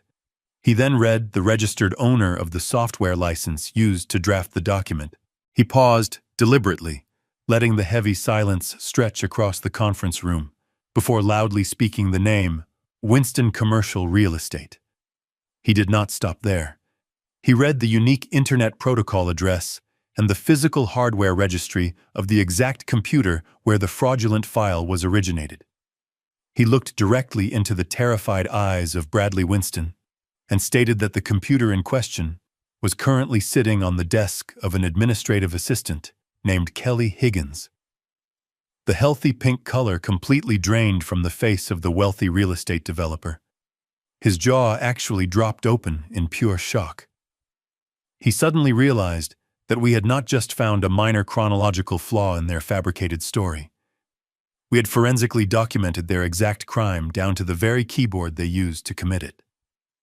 Gallagher gently closed the thick technical report and placed it flat on the polished mahogany table. He turned his sharp gaze toward Patricia, who was currently trembling so violently that her expensive leather chair was actually shaking against the floor. He spoke to her with absolute and terrifying clarity. He reminded her that less than 10 minutes ago she had confidently sworn a legally binding oath before a certified officer of the court. He pointed his finger directly at the court reporter, whose hands were still methodically pressing the keys of her machine, recording every single devastating word. He stated that Patricia had explicitly testified to physically witnessing a man sign a document that did not even exist until 4 weeks ago. He informed her that she had just committed felony perjury on the official legal record. He then looked at Bradley and Sarah, pulling their entire pathetic conspiracy into the harsh light of reality. He stated that they had knowingly colluded to fabricate a fraudulent financial contract, utilize a fraudulent notary seal, and actively attempt to use the state judicial system to extort a massive sum of money. He leaned forward, resting his forearms on the cold table, and delivered the final, undeniable kill shot. He told them they were no longer simply greedy plaintiffs in a failing civil lawsuit. They were documented felons facing an active criminal conspiracy charge, and he possessed the absolute forensic proof required to send every single one of them to a federal penitentiary. I sat at the end of the long table and watched the absolute destruction of the people who had tried to erase me. I did not feel a single ounce of pity. I watched the arrogant facade of my former wife completely melt away, leaving behind nothing but the naked terror of a criminal caught entirely in the act. I watched my daughter physically shrink into her chair, realizing that her willing participation in this massive fraud was going to permanently brand her as a felon before her adult life even truly began. The air in the room felt incredibly thin, as if my lawyer had simply suffocated their entire fake empire with a single stack of paper. The absolute silence in the glass conference room lasted for exactly 5 seconds. It was the profound quiet of a massive structure completely collapsing under its own weight. Then the pristine illusion of their wealthy united front violently shattered. Patricia did not hesitate to save herself. She did not look at her husband with sympathy or solidarity. The sheer terror of a federal prison sentence stripped away every single ounce of her fabricated elegance. She violently pushed her heavy leather chair away from the table and stood up. She pointed a trembling finger directly at Bradley Winston and began to scream. Her voice was shrill and completely unhinged, echoing off the thick glass walls. She yelled that she had absolutely nothing to do with the creation of the digital file. She screamed that the entire fraudulent contract was entirely his idea from the very beginning. She threw the man she had left me for directly under the treads of a massive speeding train, without a single second of hesitation or regret. Bradley desperately tried to grab her arm to silence her, but she physically swatted his hand away. She looked wildly at my attorney and began frantically confessing every single detail of their toxic financial disaster on the official legal record. She cried out that Bradley was completely bankrupt. She screamed that they were going to lose their massive glass mansion by the end of the current month because he could not pay his commercial loans. She openly admitted that he had forced his administrative assistant to draft the fake addendum because they desperately needed my retirement money to cover his incoming balloon payment. She painted herself as a helpless, terrified victim of his desperate corporate scheming, claiming she only went along with the extortion lawsuit because he threatened to leave her completely penniless on the street. The young opposing attorney did not try to stop her frantic confession or protect his clients. He was already rapidly shoving his legal pads and expensive pens into his leather briefcase. He snapped the heavy clasps shut, stood up, and formally announced to the room that he was immediately withdrawing as their legal counsel due to a catastrophic criminal conflict of interest. He turned around and walked straight out of the heavy glass doors without looking back, abandoning them entirely to their fate. The sudden departure of their lawyer seemed to finally break the last remaining shred of their sanity. Patricia turned her frantic, terrified eyes toward me. Sarah followed her mother, perfectly mirroring her absolute panic. They both suddenly remembered that I was the man they used to call family. Patricia clasped her hands together tightly and began to beg. The woman who had proudly mocked my sensible financial planning for an entire decade was now openly weeping and pleading for my mercy.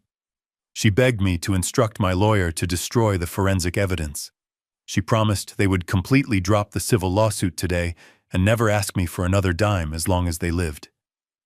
Sarah leaned across the polished mahogany table and cried out for her father. The daughter who had eagerly erased my last name from her life suddenly wanted to be my little girl again.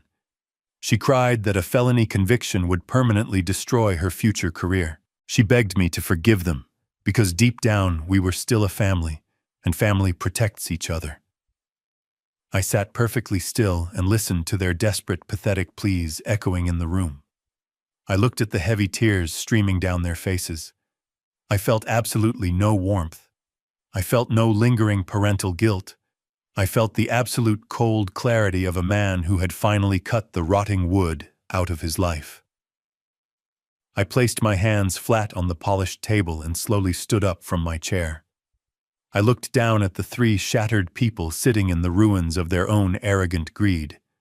I did not raise my voice to yell.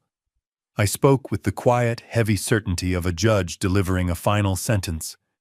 I looked directly at Patricia and told her that family is built on mutual respect and genuine loyalty, not financial convenience and forged legal documents. I then looked directly into the eyes of Sarah. I told her that she had made her permanent choice the very day she walked into a courthouse and legally became a Winston.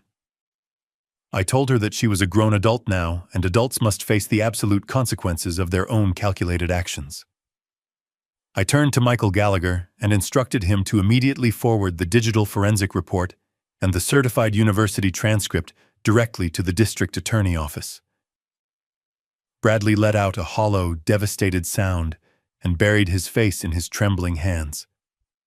Patricia collapsed back into her chair, sobbing uncontrollably into her palms.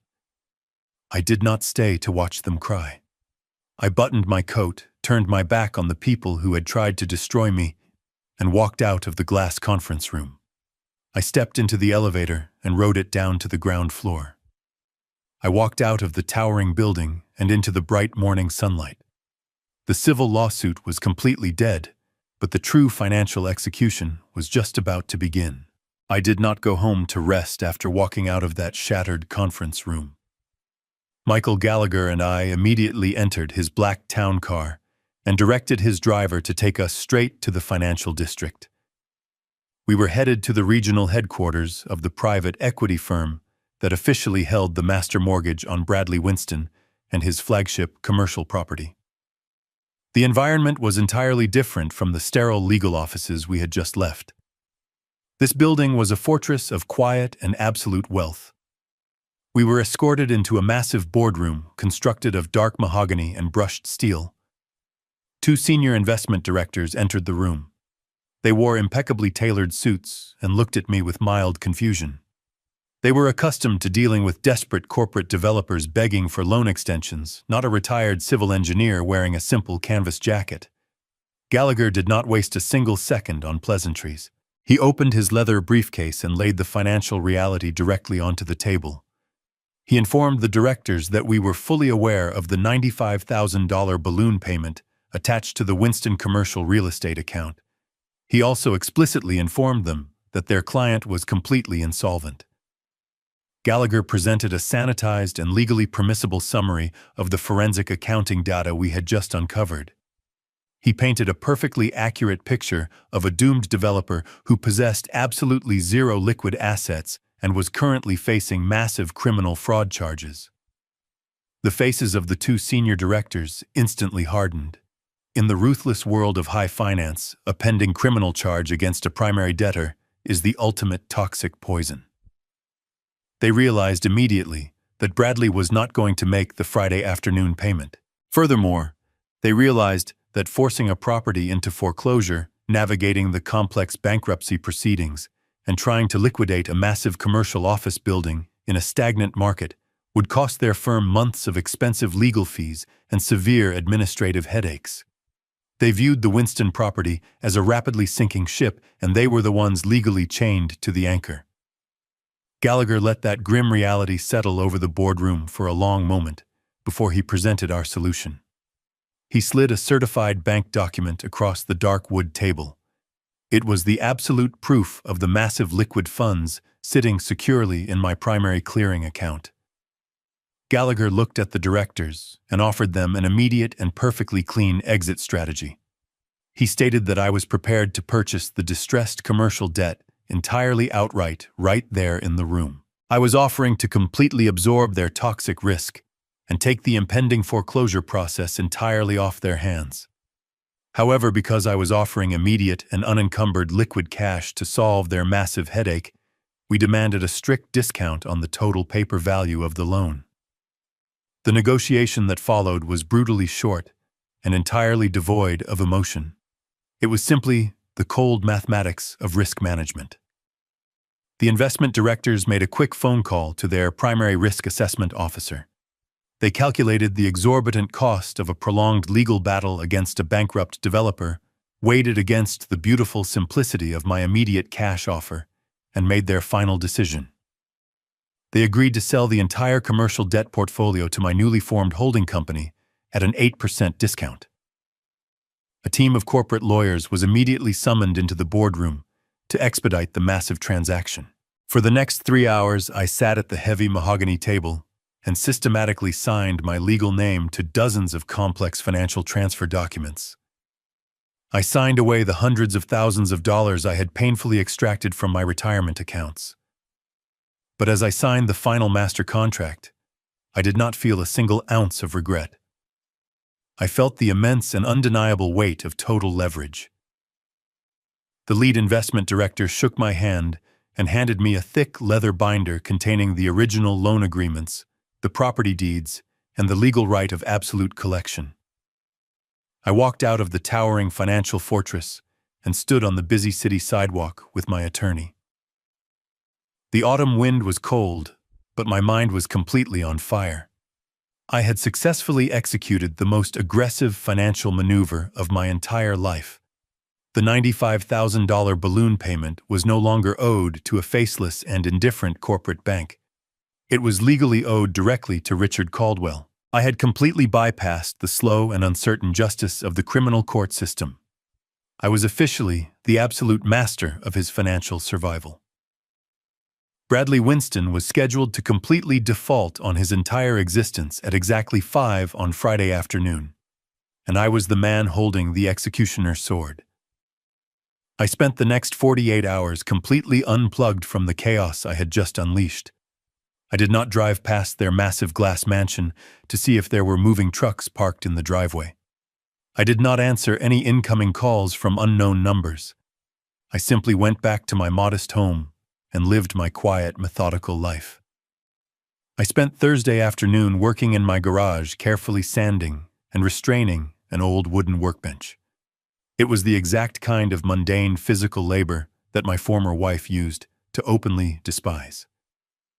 But as my hands moved the rough sandpaper over the wood, I felt a profound sense of absolute peace. I knew exactly what was happening on the other side of the city.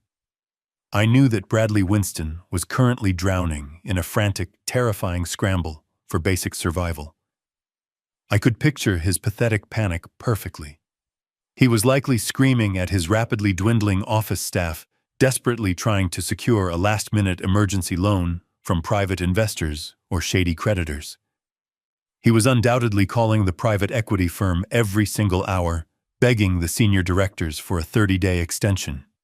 He had absolutely no idea that the investment directors he was begging no longer held the keys to his financial prison. He did not know that his frantic voicemails were being routed to an empty corporate inbox because the massive commercial debt had already been legally transferred to a holding company, completely controlled by the exact man he had just tried to rob. He was a blind man, running full speed toward the edge of a jagged cliff, entirely convinced he was still running on a safe paved road. Friday morning arrived with a cold, heavy rain that washed the city streets clean. I woke up at my usual time, brewed a strong pot of black coffee, and sat at my kitchen island. I did not go out to the garage today. I brought my laptop into the kitchen and opened the secure banking portal for my newly formed holding company. The digital interface was entirely blank. The designated receiving account for the $95,000 balloon payment showed a balance of absolute zero.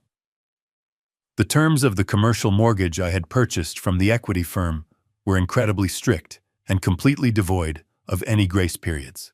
The contract explicitly stated that the massive lump sum payment had to be fully processed and cleared by the receiving bank no later than 5 p.m. on this exact calendar day. If the wire transfer did not arrive by that exact minute, the entire loan automatically triggered a catastrophic default clause. The hours ticked by with agonizing slowness. At noon, the account remained completely empty. At 3 p.m, my cellular phone rang. It was Michael Gallagher. He asked if the money had miraculously appeared in the holding account. I told him the balance was still zero. My lawyer let out a short, cold laugh. He stated that even if Bradley somehow managed to find a desperate loan shark willing to lend him nearly $100,000, the federal banking wire cutoff for the weekend was rapidly approaching. The window for a miraculous rescue was shrinking by the second. We stayed on the phone together, listening to the heavy rain beating against my kitchen window, watching the digital clock on my computer screen slowly march toward the absolute deadline. At 4:55, I felt a strange, heavy stillness settle into my bones. The entire 10-year saga of disrespect, the flashy leased sports cars, the condescending smirks, and the forged legal documents all narrowed down to a single silent countdown. 4:57, 4:58, 4:59. I stared directly at the glowing zero on the banking portal. The digital clock rolled over to exactly 5 p.m. I refreshed the secure web page one final time. The screen loaded instantly. The balance remained perfectly, undeniably at zero. The absolute deadline had officially passed. The banking wire window was permanently closed for the weekend. Bradley Winston had completely failed to make the payment. He was no longer just a struggling real estate developer trying to secure an extension on a bad investment. He was officially and legally in total default. Because of the aggressive cross-default clauses buried deep within his corporate structure, missing this single massive payment automatically triggered a devastating chain reaction. Every other financial institution holding his smaller loans would instantly panic and demand their own immediate payments. He had just lost his flagship commercial property and completely doomed his entire corporate empire. I spoke into the telephone and told my attorney that the account was empty. Gallagher did not celebrate loudly. He simply stated that the trap was completely locked. He told me he would spend the entire weekend drafting the formal notice of default and immediate foreclosure. The legal machinery was fully engaged and completely unstoppable. I hung up the phone and closed my laptop. Bradley was currently sitting in his massive glass mansion, probably believing he could somehow negotiate his way out of this disaster on Monday morning. He had absolutely no idea that his entire empire was already gone, legally seized by the retired engineer he thought he could easily destroy. Monday morning brought a crisp and unforgiving sunlight to the city. I put on my best dark suit, the one I usually reserved for formal engineering banquets, and drove downtown to meet Michael Gallagher. We did not meet at his law firm. We met directly across the street from the towering glass and steel structure that Bradley Winston proudly called the crown jewel of his real estate portfolio. I stood on the sidewalk and looked up at the massive building. It was an impressive architectural achievement, designed to project absolute power and infinite wealth. The sheer walls of tinted glass reflected the morning sun, perfectly hiding the rotting financial foundation underneath. For 10 years, Bradley had used this exact building as a weapon to make me feel small. He would casually mention the square footage and the prestigious corporate tenants during family dinners just to watch me quietly eat my food. Today, I was not looking at a weapon. I was looking at my own legal property. Gallagher walked up beside me holding a thick leather portfolio. He did not say a single greeting. He simply nodded toward the main entrance. We crossed the busy street together, walking with the slow and deliberate pace of men who had absolutely nothing left to lose and everything to gain. We pushed through the heavy revolving doors and stepped into the expansive main lobby. The interior was deliberately designed to intimidate anyone who walked inside. The floors were cut from imported Italian marble. A massive modern chandelier hung from the vaulted ceiling, casting a cold white light over the expensive leather waiting chairs and the sleek granite security desk. But despite the luxurious cosmetic shell, the atmosphere inside the room was incredibly chaotic and thick with panic.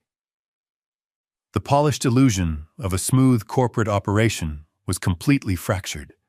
A loud crowd of angry men wearing heavy work boots and reflective construction vests stood clustered near the center of the expansive lobby. They were holding clipboards and aggressively waving unpaid invoices in the air. These were the private contractors, the electricians, the plumbers, and the structural carpenters who actually kept the massive building functioning and safe. They were fiercely demanding their money. And standing directly in the center of the angry circle, completely surrounded by the men he owed, was the supposedly wealthy real estate mogul himself. Bradley Winston looked absolutely terrible. The man who always wore custom-tailored suits and a perfectly practiced condescending smirk was currently unraveling in real time. His expensive silk tie was loosened and hanging crookedly around his sweating neck. His face was flushed dark red, and his hair was uncharacteristically messy. He was shouting frantically at the lead contractor, waving his hands in the air and making aggressive, desperate promises. He was loudly claiming that there was simply a minor clerical error with his primary banking institution. He promised the angry men that the massive wire transfers would clear by tomorrow afternoon and begged them to send their crews back to work immediately. He was actively lying to their faces to buy himself another 24 hours of survival. He had absolutely no idea that the bank had already completely locked his corporate accounts due to the catastrophic default he triggered on Friday afternoon. I stopped walking and simply watched him thrash around in the deep water. I watched the fake billionaire desperately beg the working-class men he usually ignored just to keep his sinking ship afloat for one more day. It was a profoundly pathetic sight to witness. The supreme arrogance that had fueled his entire miserable existence was completely stripped away, leaving behind nothing but a terrified, hollow fraud fighting for scraps. I did not feel a single drop of pity for him. I felt the absolute cold certainty of a civil engineer watching a condemned building prepare for an explosive demolition. I adjusted the cuffs of my suit jacket and began walking directly toward the center of the chaotic circle. Gallagher matched my pace perfectly, walking half a step behind me, like a silent shadow carrying a loaded weapon inside his leather folder. The heavy, solid sound of our leather shoes echoing against the marble floor seemed to cut straight through the shouting and the noise. One by one, the angry contractors noticed us approaching and slowly stepped aside, sensing a massive shift in the atmosphere. The tight circle opened up, leaving a clear physical path directly to Bradley. He stopped mid-sentence and turned around to face the new disruption. When his bloodshot eyes finally locked onto my calm face, his expression fractured into absolute profound confusion. He was expecting to see angry bank managers or aggressive private investors coming to collect their debts. He was absolutely not expecting to see the retired civil engineer he had just tried to rob walking through his lobby. The sheer sight of me standing there, calm and completely in control, caused the last remaining shreds of his composure to instantly vaporize. He opened his mouth to speak, but he could not find a single coherent word. The angry contractors formed a tight ring around us, completely silent now, watching the strange dynamic unfold in the center of the lobby. Bradley stared at me, his chest heaving under his wrinkled silk shirt. He tried to quickly recover his shattered pride and project an aura of authority. He forced a pathetic, condescending smile onto his sweating face. He aggressively told me I had a massive amount of nerve showing up uninvited at his private corporate property. He loudly proclaimed to the entire room that if I was there to gloat about the failure of the civil lawsuit, I was entirely wasting my time. He tried to act like a powerful man, merely experiencing a temporary setback, claiming his lawyers were already drafting a new legal strategy to punish me for my insolence. He desperately wanted the men surrounding him to believe he was still in absolute control. I did not react to his frantic bluster. I looked at the dark sweat stains spreading under the arms of his expensive custom suit jacket. I looked at his trembling hands. I felt the absolute certainty of a man holding the winning hand in a high-stakes game. I told him I did not care about his fabricated civil lawsuit anymore. I told him that the failed extortion attempt was the absolute least of his current problems. I turned slightly to my right, where Michael Gallagher stood perfectly still. My attorney unzipped his heavy black leather portfolio. The sharp metallic sound of the zipper echoed loudly in the quiet marble lobby. He reached inside this dark leather case and pulled out a thick stack of legal papers bound by a heavy red clip. This was not a standard civil complaint or a polite request for financial discovery. This was a completely lethal financial weapon engineered to destroy an empire. Gallagher did not speak to Bradley. He handed the heavy stack of papers directly to me. I took the documents in my hands, feeling the profound physical weight of the paper.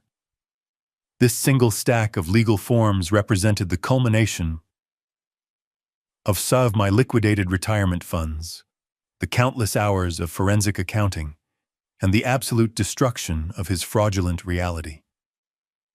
I stepped much closer to Bradley, invading his personal space. I held the documents out toward him. He looked at the papers as if they were covered in a deadly physical venom. He stubbornly refused to raise his hands to accept them.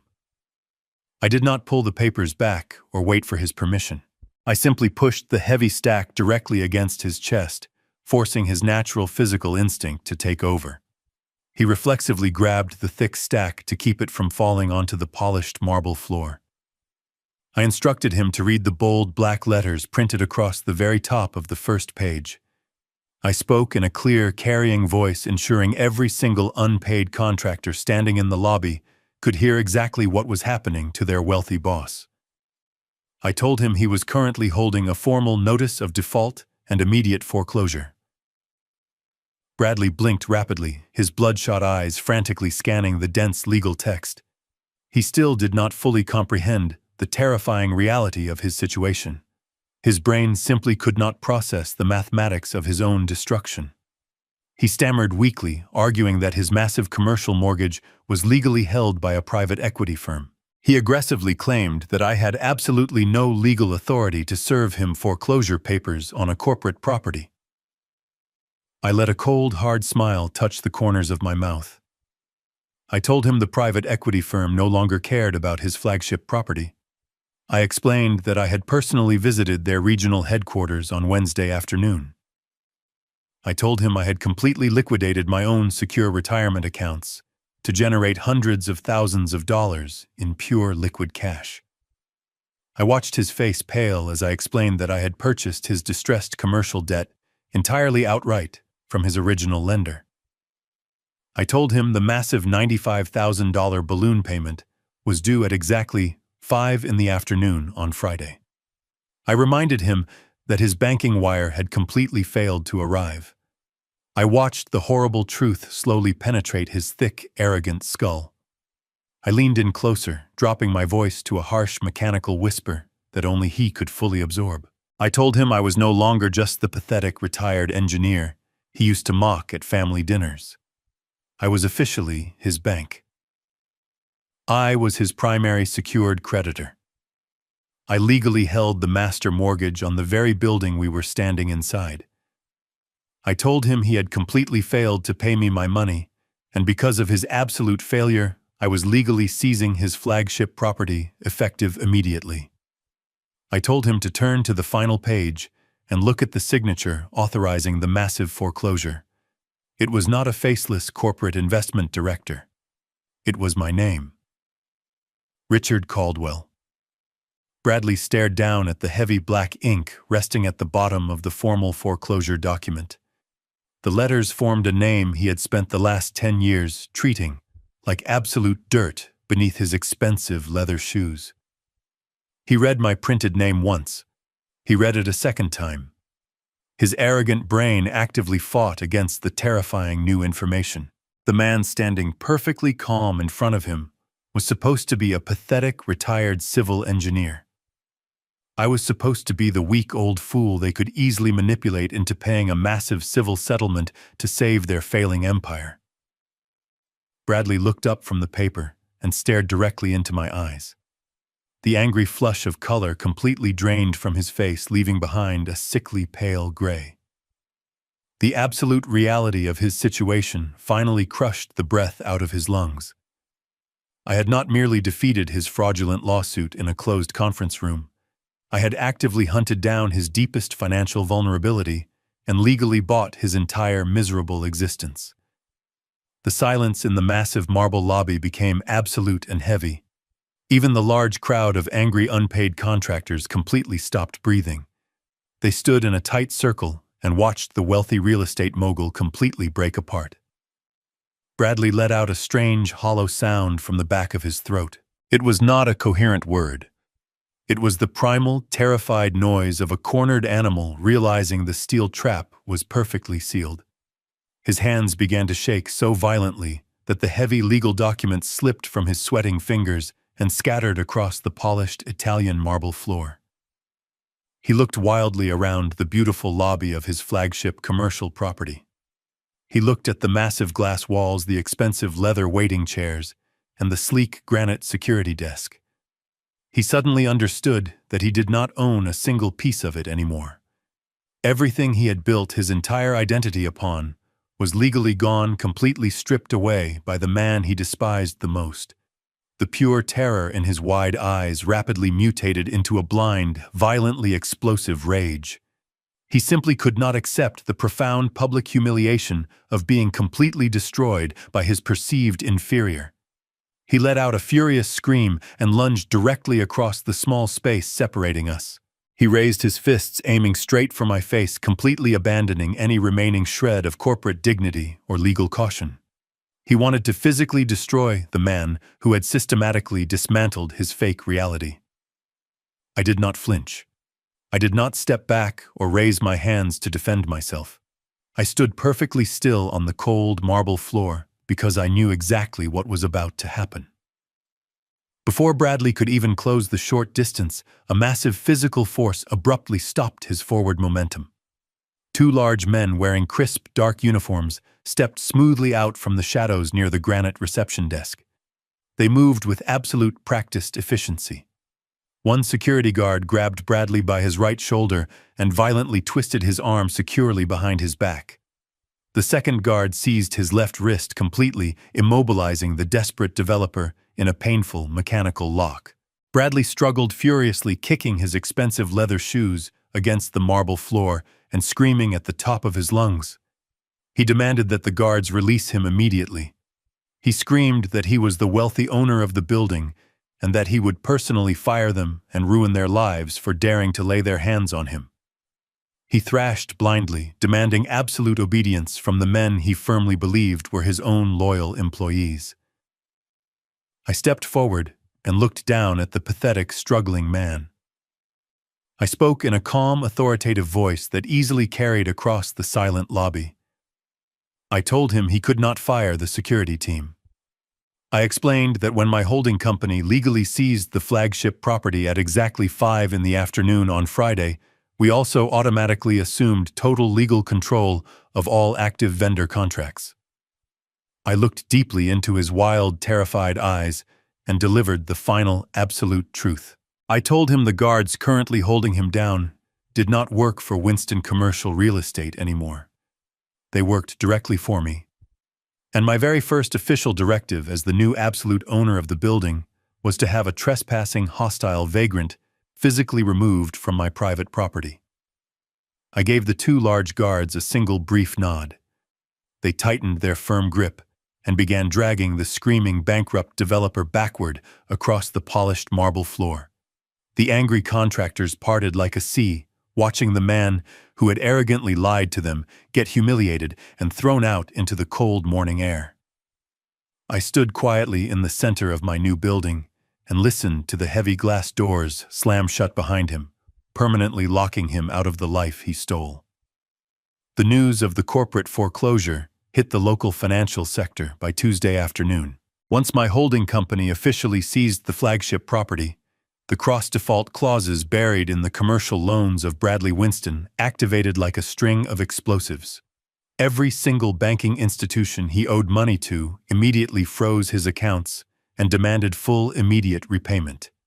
He had absolutely no remaining leverage to negotiate and no hidden assets to liquidate. By Thursday morning, his expensive corporate lawyers had officially filed for total bankruptcy on his behalf. It was not a strategic financial restructuring designed to save his struggling business.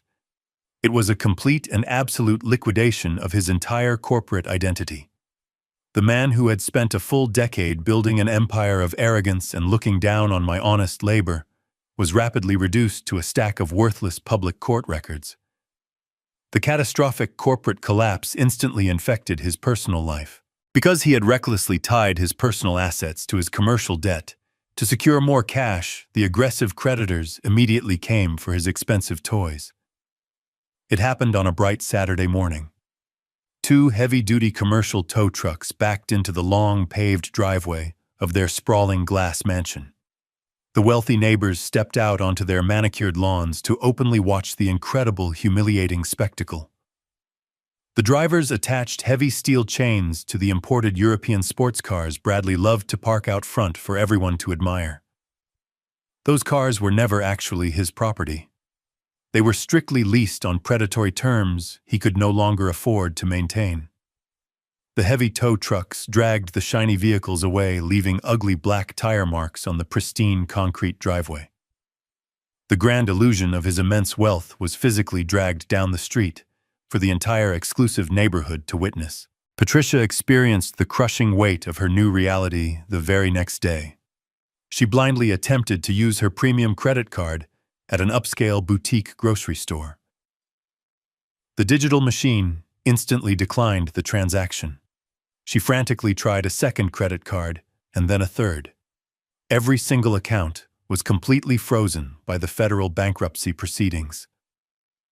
Her massive line of revolving credit was permanently severed without any warning. The heavy gold necklaces, the designer handbags, and the luxury vacations were suddenly permanent things of the past. She walked out of the store empty-handed, feeling the cold stare of the cashier on her back. The lavish, aristocratic lifestyle she had traded her family to secure had completely evaporated into thin air. She was a woman who had staked her entire existence on the perceived financial value of a man who turned out to be completely worthless. By the end of the month, the massive glass mansion was placed into formal foreclosure by the primary residential mortgage lender. They were given exactly 2 weeks to completely vacate the sprawling premises. They had no cash reserves left to secure a new luxury apartment. They had no wealthy friends willing to lend them money because Bradley had alienated every single contact in his desperate scramble for survival. They were forced to pack their expensive designer clothes into cheap plastic bags and move into a small rundown rental unit on the industrial outskirts of the city. To make matters infinitely worse, the district attorney had officially opened a severe criminal fraud investigation regarding the forged marital contract we submitted. They were absolutely destitute, entirely, publicly humiliated, and living in constant daily terror of impending federal prison sentences. The complete demolition of their toxic reality was absolutely flawless. It was a quiet Tuesday evening when the ghost of my past arrived at my front porch. I was sitting in my living room reading a book on modern architecture when a frantic knocking rattled my solid oak door. The heavy rain from the weekend had returned, washing the neighborhood in a cold, gray downpour. I marked my page, set the book down, and walked to the entryway. I turned on the porch light and looked through the glass pane.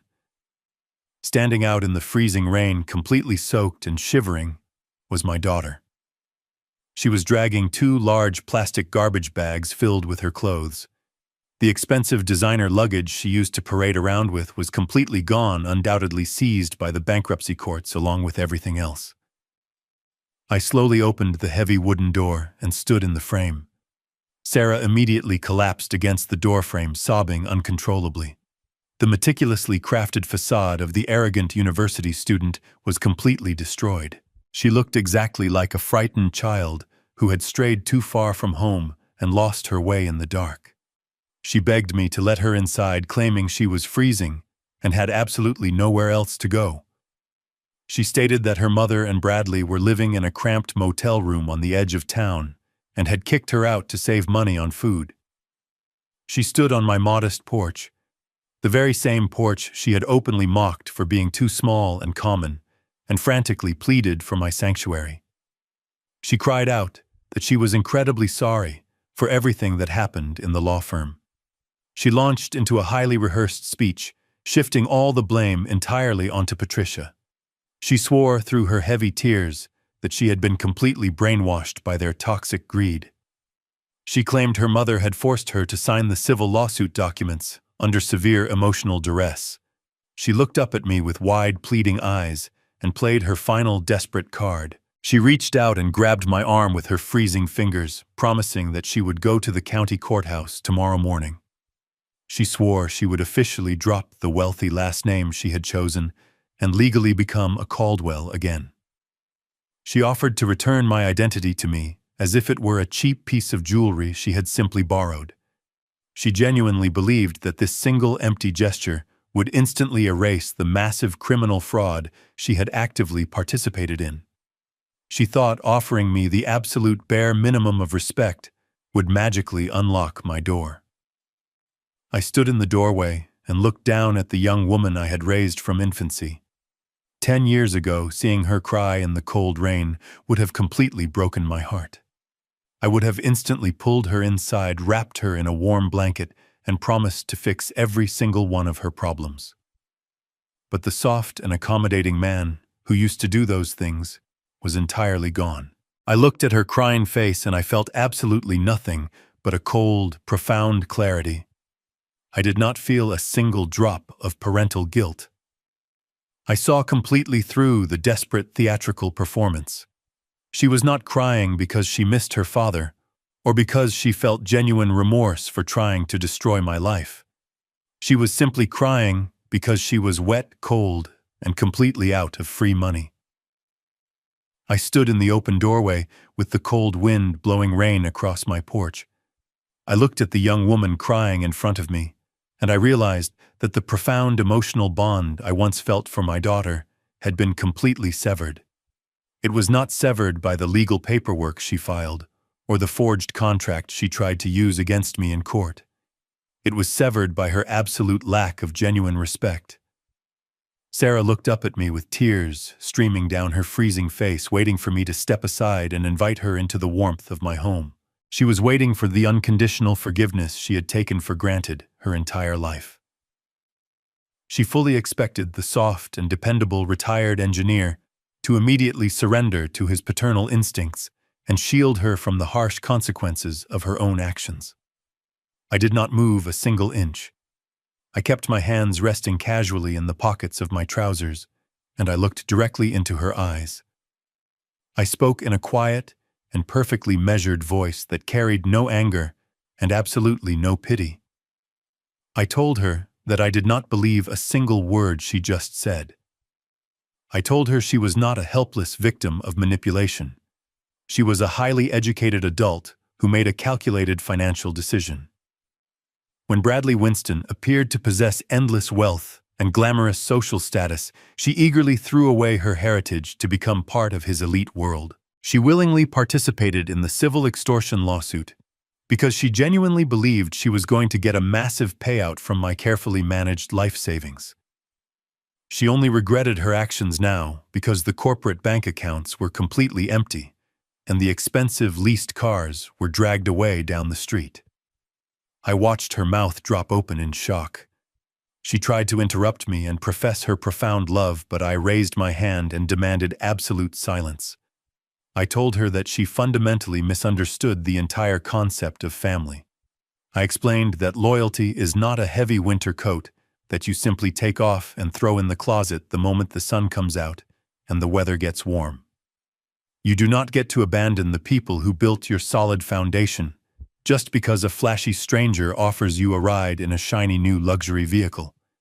And you absolutely do not get to put that coat back on when the cold winter suddenly returns and you find yourself freezing in the rain.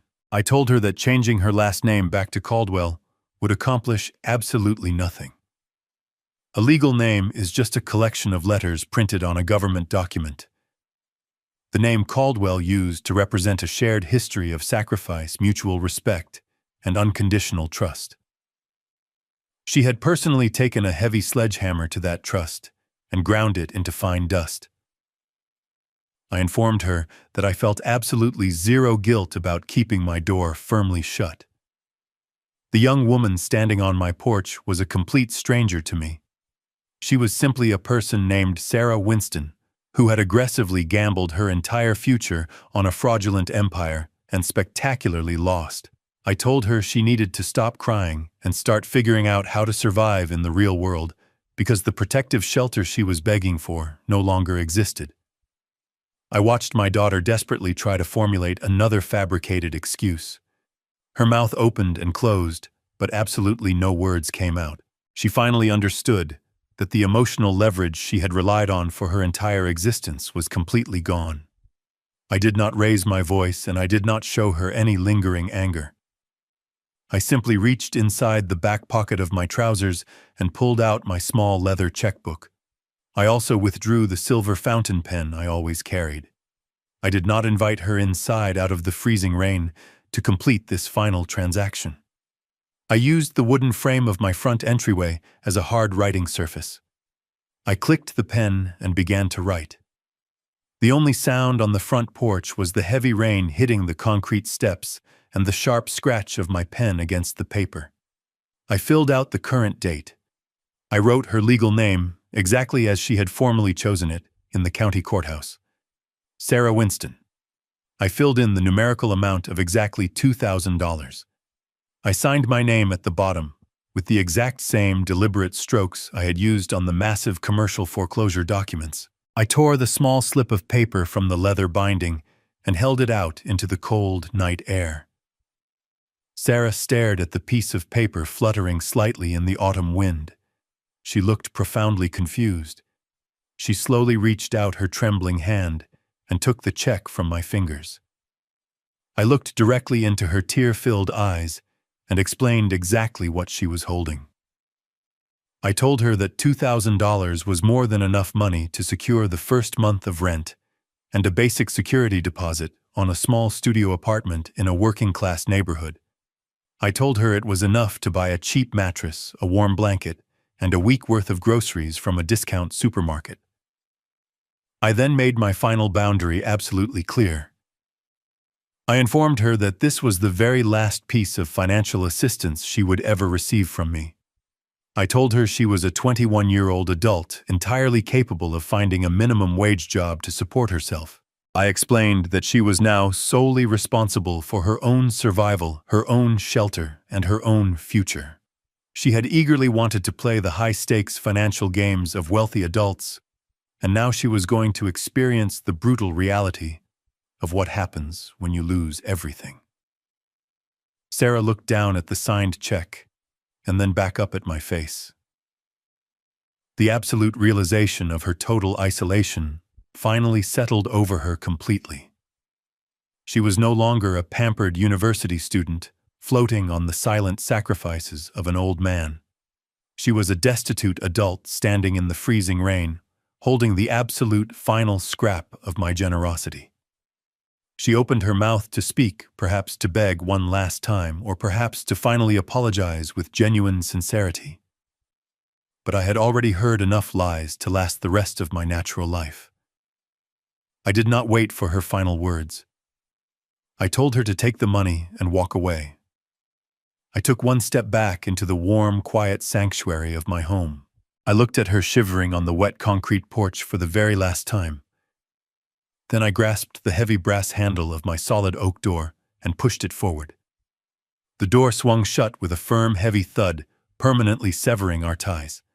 I reached up and turned the deadbolt, locking the metal cylinder firmly into place. The morning sun crested over the horizon, casting a warm, golden light across my quiet neighborhood. I stepped out onto my front porch, carrying a steaming mug of black coffee. The heavy storm from earlier in the week had completely washed the sky, leaving behind a brilliant and unbroken blue canvas. I sat down in my favorite wooden rocking chair and took a slow, deep breath of the crisp morning air. For the first time in over 10 years, my mind was entirely quiet. The relentless, toxic noise was permanently gone. There were no more passive-aggressive text messages demanding money. There were no more flashy sports cars parked in driveways designed to make me feel small. The heavy, suffocating, dark cloud of manipulation and greed had been completely blown away. I was finally completely alone, and it was the most beautiful feeling in the entire world. I set my coffee mug down on the small wooden table next to my chair. Resting on the tabletop was a large, thick roll of heavy paper. I reached over and unrolled the wide, crisp sheets, smoothing the corners down with my calloused hands. They were the preliminary structural blueprints for a new local community center. The city council had called me 2 days ago, asking if a retired civil engineer might be willing to consult on the foundational design. I looked at the intricate grid lines, the load-bearing calculations, and the honest mathematics printed in dark blue ink. This was the exact kind of work I truly loved. It was the absolute opposite of the fraudulent paper empire I had just systematically demolished. A community center was a real physical structure designed to shelter people and bring them together. It was built on solid bedrock and unbreakable physical laws, not forged signatures and predatory credit cards. I traced my finger along the main support beams drawn on the paper and felt a profound sense of restored dignity settle deep inside my chest. I had spent a decade quietly absorbing the insults and the disrespect of a family that only valued me for my bank account. I had allowed them to treat me like a disposable asset. But I had finally drawn an absolute and impenetrable boundary. I did not wonder where Patricia and Bradley were currently living. I did not spend my morning worrying if Sarah had found a cheap apartment or a minimum wage job. Those people were completely erased from my daily reality. They were simply ghosts who had tried to haunt a house made of solid brick. The massive legal trap I engineered had functioned flawlessly, and the subsequent silence was my ultimate reward. I had successfully protected my life savings, but more importantly, I had reclaimed my own self-respect. I leaned back in my rocking chair and picked up my coffee mug. The warm ceramic felt grounding and real in my hands. I took a slow, deliberate sip and listened to the quiet morning sounds of my neighborhood. A gentle breeze rustled the green leaves of the large oak tree in my front yard. I looked at my modest home, my reliable truck parked in the driveway, and the honest blueprints resting on my table. I was a man who spent his entire life making sure things were built correctly so they would never fall apart under pressure. I had finally applied that exact same rigorous standard to my own personal life. The weak, rotting timber was entirely removed. The foundation was inspected and completely secure. I closed my eyes and smiled into the warm sunlight, ready to simply enjoy the rest of my quiet, beautiful life. The most profound lesson we can learn from this story is that true wealth and lasting stability are never built on flashy illusions or the exploitation of other people. A life constructed on deception and greed is exactly like a tall building with a rotting foundation. It might look impressive from the outside for a short period of time, but it will always collapse under its own heavy weight. Real strength comes from quiet integrity, honest labor, and the absolute courage to set firm boundaries against toxic people, even if they share your own blood. Genuine respect and loyalty must be continuously earned through honest actions, and they can never be demanded out of pure financial convenience. Please share this story with someone who might need a powerful reminder to protect their own peace and build their life on a solid, honest foundation.